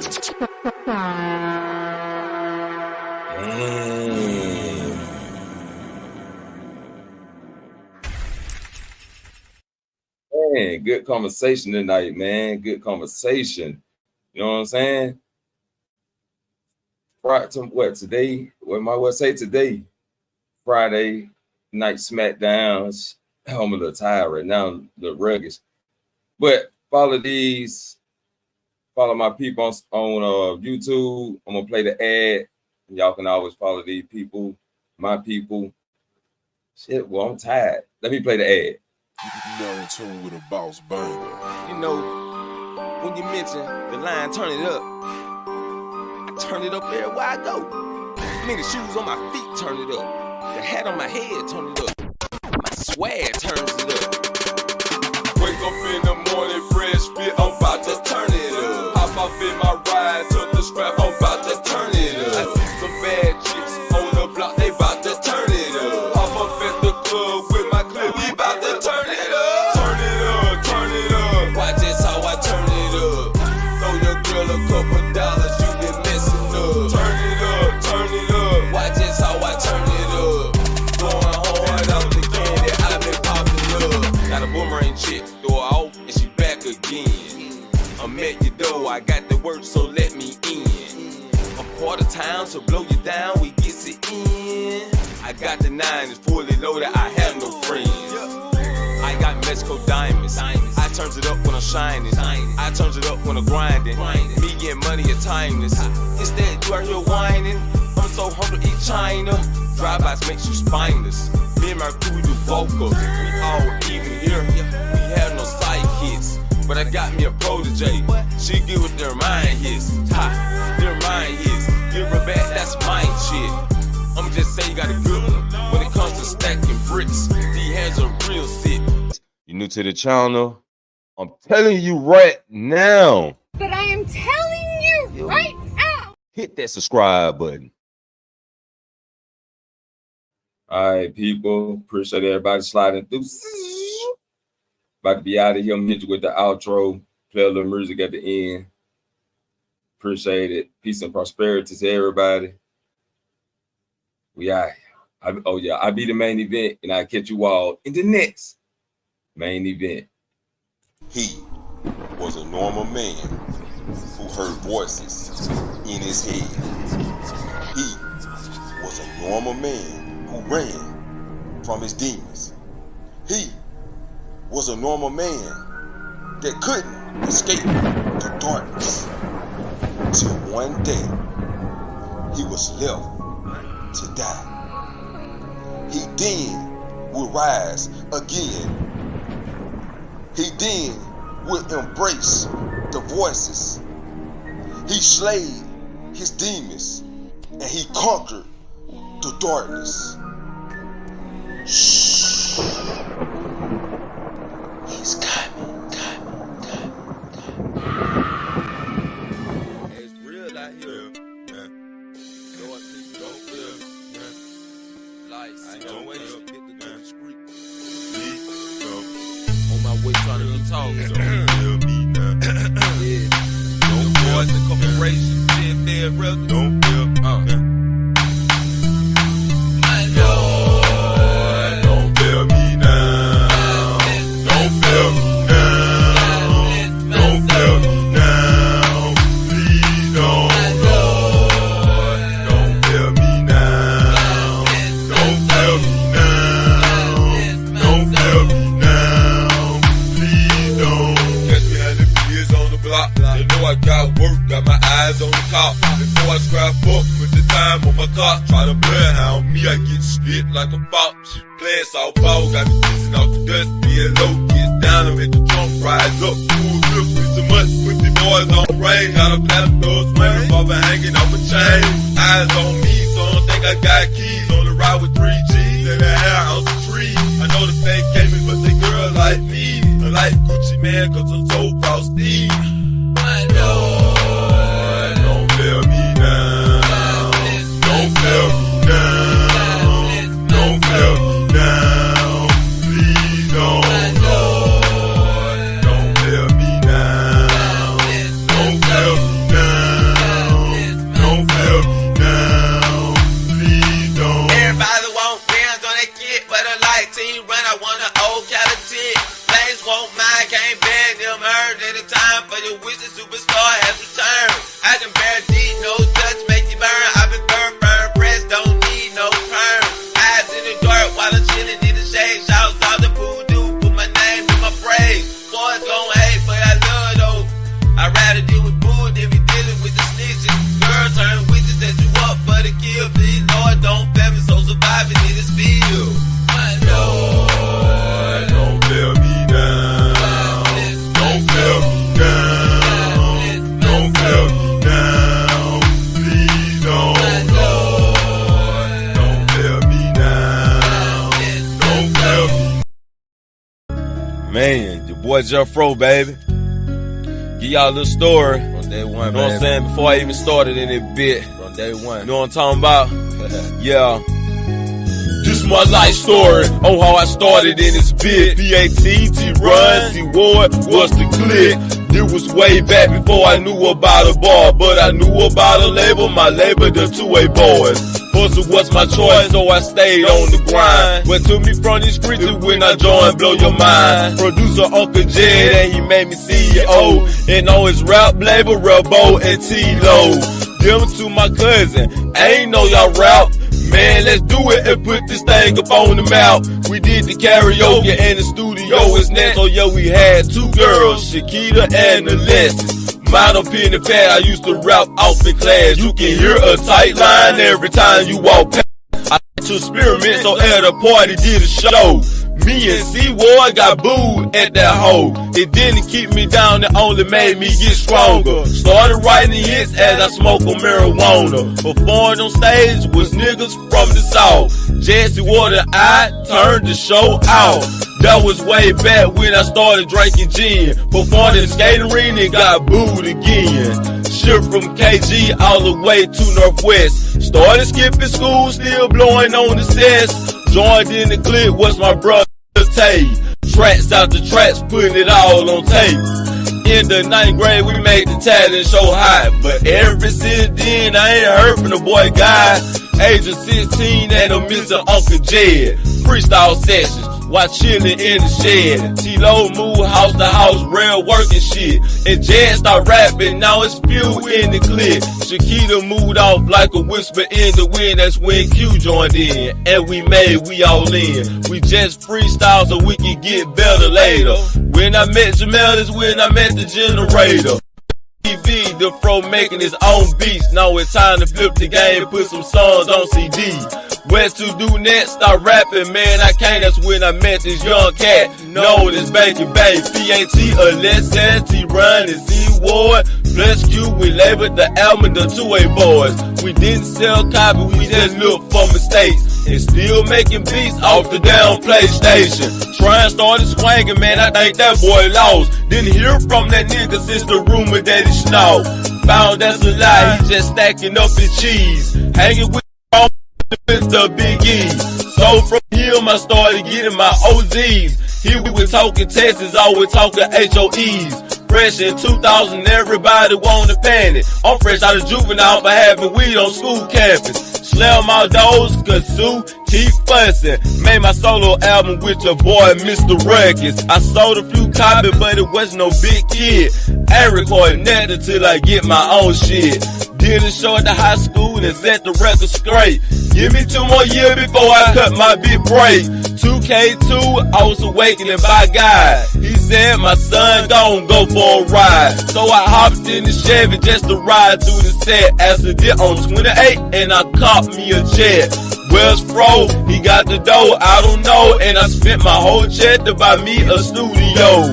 Still got PAT, but C-Ward at the snuggie. Picked up the Railroad, T-Lo, and L Boogie. Chapter 1, Chapter 2, then the drummer boys came. Twin Jones got locked up and I made a hit with Scroll Pain. 2K3, my styles, it wasn't free. Hits on the streets, blow your mind, Chapter 3. Now I can sit back and just play with the hoes, but I couldn't make a move without my boy Promo. And we really flipped the game, we dropped the demo. With the hit bonus, talking about the shadow. After that, we did a lot of off the dome. T-Lo was gripping grain before some things went on. Like rapping in the country with your boy Lil Tony. While some of these boys in my town was acting phony. Glad I made something to ride and something to keep you hype. Cause all my freestyles, boy, I do break mics. And these boys hate me. Hate the jump roll. So knock me off my feet by stealing my studio. Spoon fed a nigga while you do this shit to me. That's when I stop showing my love for the goddamn streets. Spreading rumors, think they want me to cease. Whole team slowed the point and woke me out my sleep. Thanks to Mr. Crazy Pro is back up on his feet, making hits faster than you catch a NUT. Man.